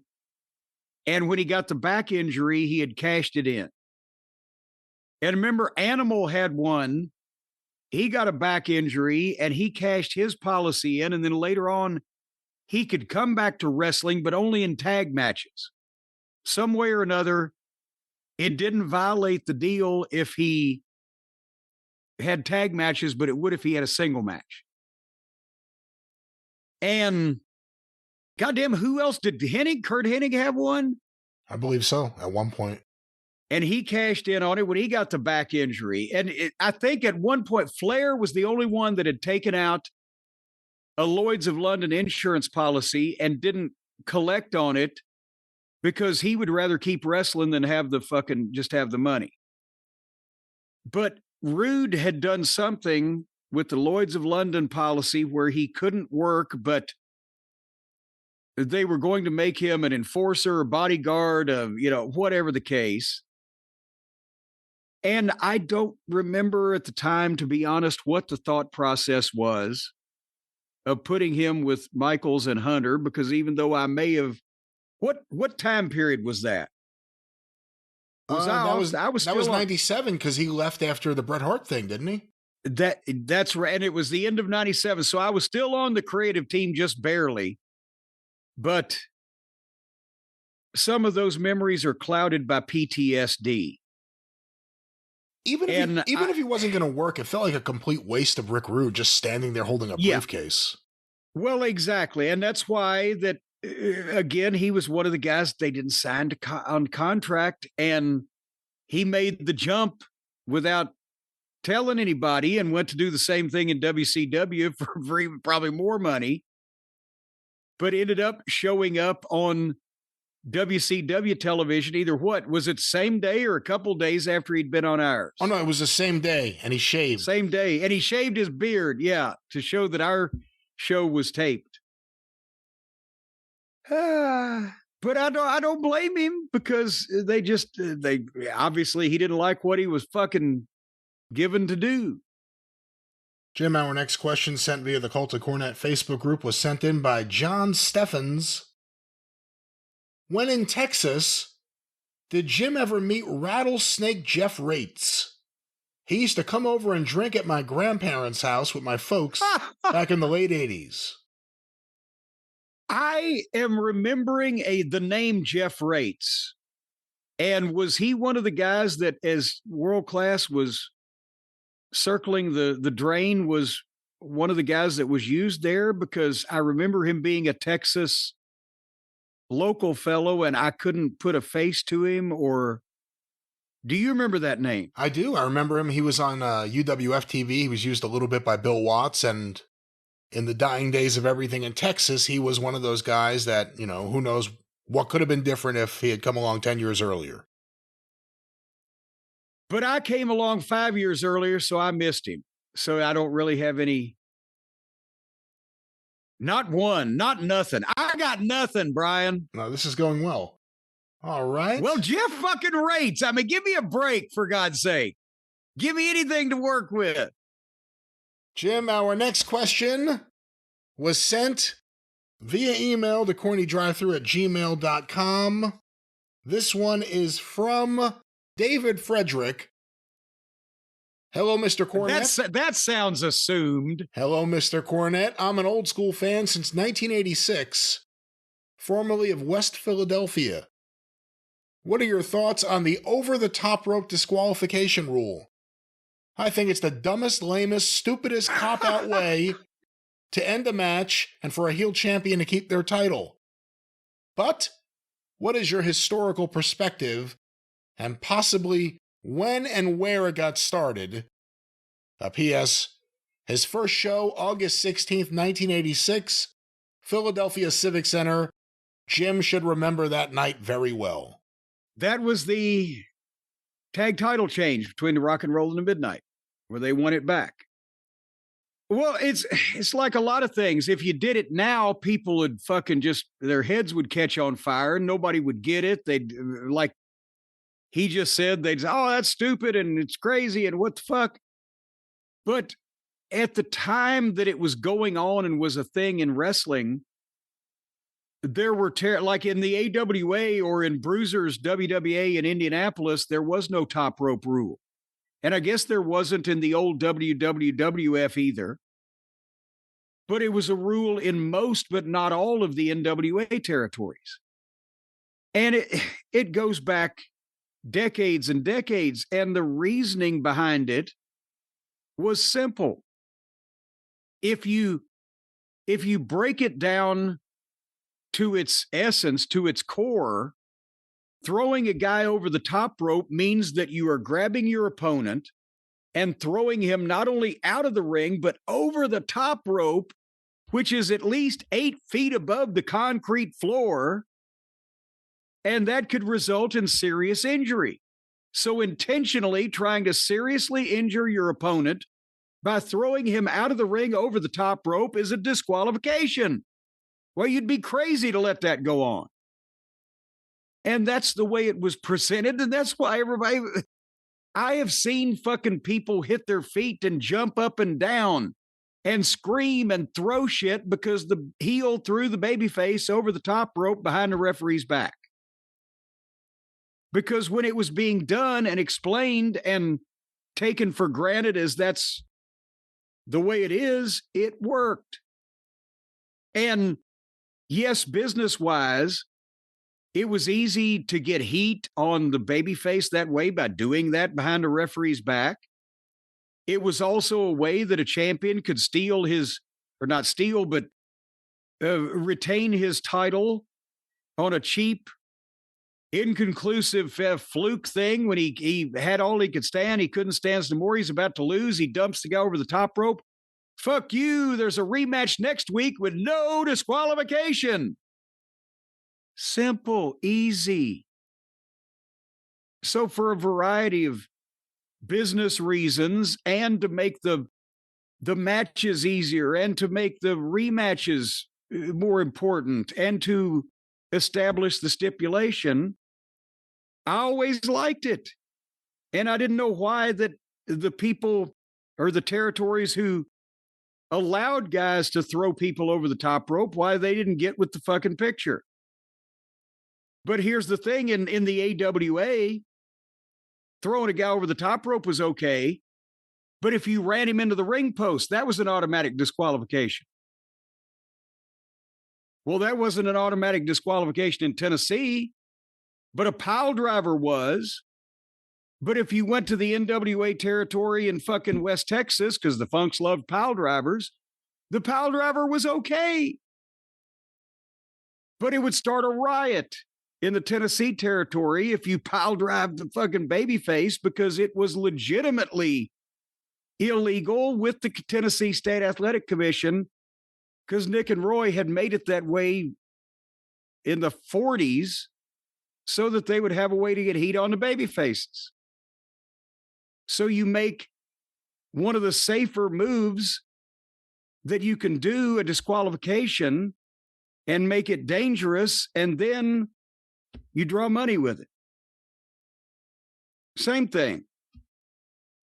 Yeah, you know, I've never been a big fan of it because I grew up in WWF territory where Hulk Hogan regularly threw guys over the top rope. Yeah. Also, Hulk Hogan regularly did a lot of heel stuff, but, you know, guys went over the top rope all the time and somehow got back in the ring before getting counted out and the match continued. But I could certainly, you know, I certainly see. Well, but also, well, here's the thing. What about off the top rope? Because again, depending on the territory, and it wasn't even exclusive in the NWA territories.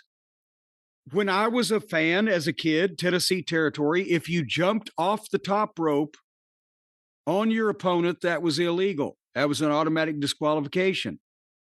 And I think Roy Shire did that, I believe, for San Francisco, because Ray Stevens, the knee drop off the top rope, that was a deadly maneuver.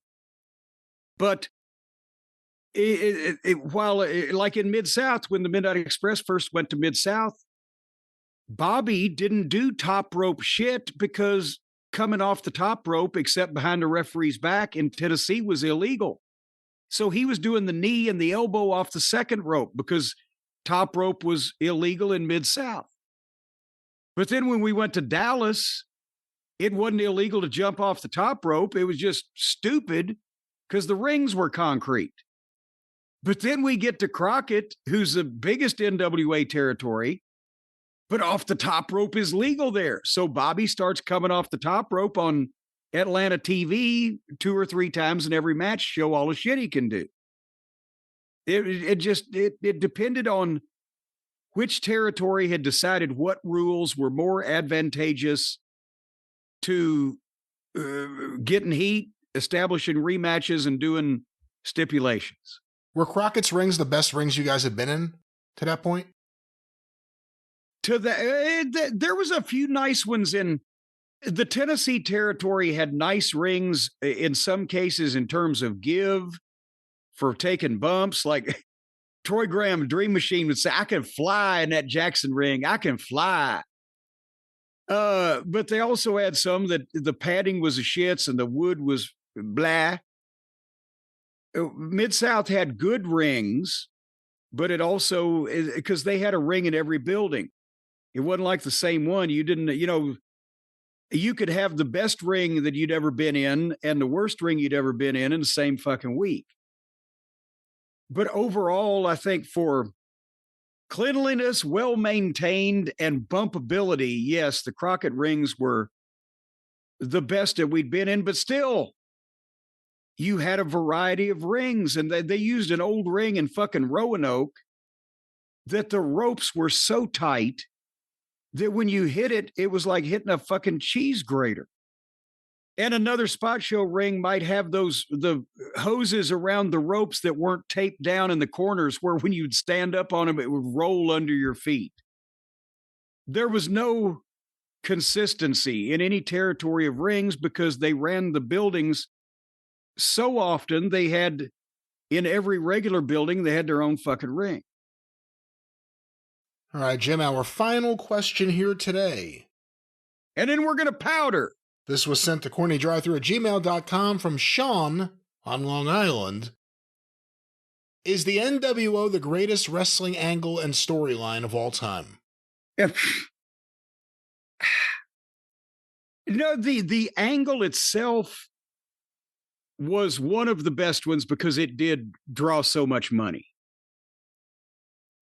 The storyline as a whole got so goddamn convoluted. If you want to take it all the way from beginning to end, it got so convoluted. So many people joined, so many people left. They had a red and black division, whatever. That was caca. But the angle of Nash and Hall showing up to where the way it was worked, where enough people believed they were still with the WWF and it was a real legitimate invasion, of one promotion to another. That was one of the great angles of all time. I will say that.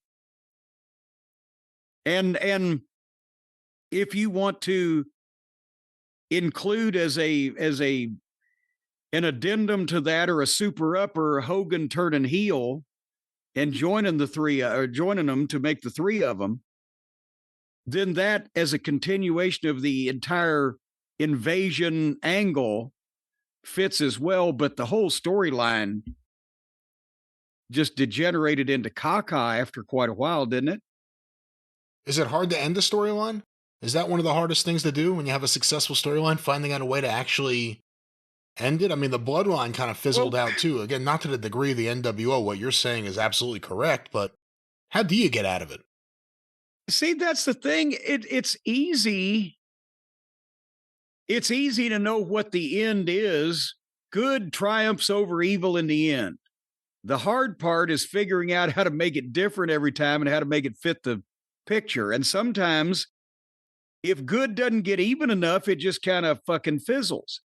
But the thing is, that's why there were always so many great blow-offs in the territory days, so many great climactic matches and sellouts and memorable last stampedes and things like that.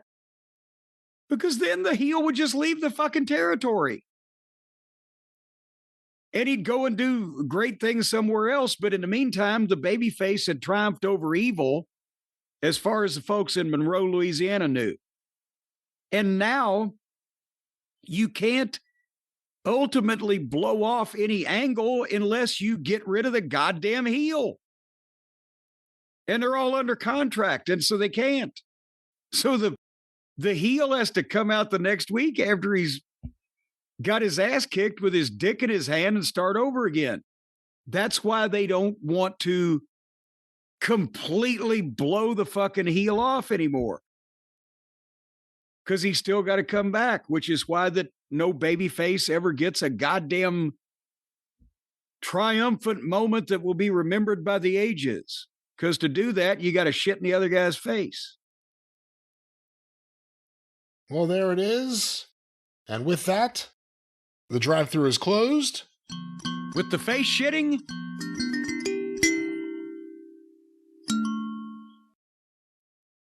All right. Be back next week with more shit-facing, face-shitting. Shit-facing. More shit-facing here on the show. You know what? I'll just make a small plug for Cornette's Collectibles at JimCornette.com, because they got the code, the stock code in an online store, Brian, for, the various pieces of merchandise. And some way or another, we noticed after the fact that when Hotchkiss made, the Cornette face shirt, well, the fucking code for it in short is SHTFACE, shitface. So anyway, continue on. More of that shit-facery on the Jim Cornette Experience in a few days, and next week back here on the drive-thru. It's late, folks. I'll just be over here. Go through the archives. You can help out whenever you want. Go through the archives, patreon.com/Cornette. $5 a month gets you access to the archive. Going back to 2013, patreon.com/Cornette. The official Jim Cornette YouTube channel. Just go to YouTube and subscribe today. Search for Jim Cornette. It'll pop right up. Full episodes, clips of the episodes, omnibus collections with that very popular George Livinitis artwork. The official Jim Cornette YouTube channel. You mentioned it before, but Cornette's Collectibles at JimCornette.com.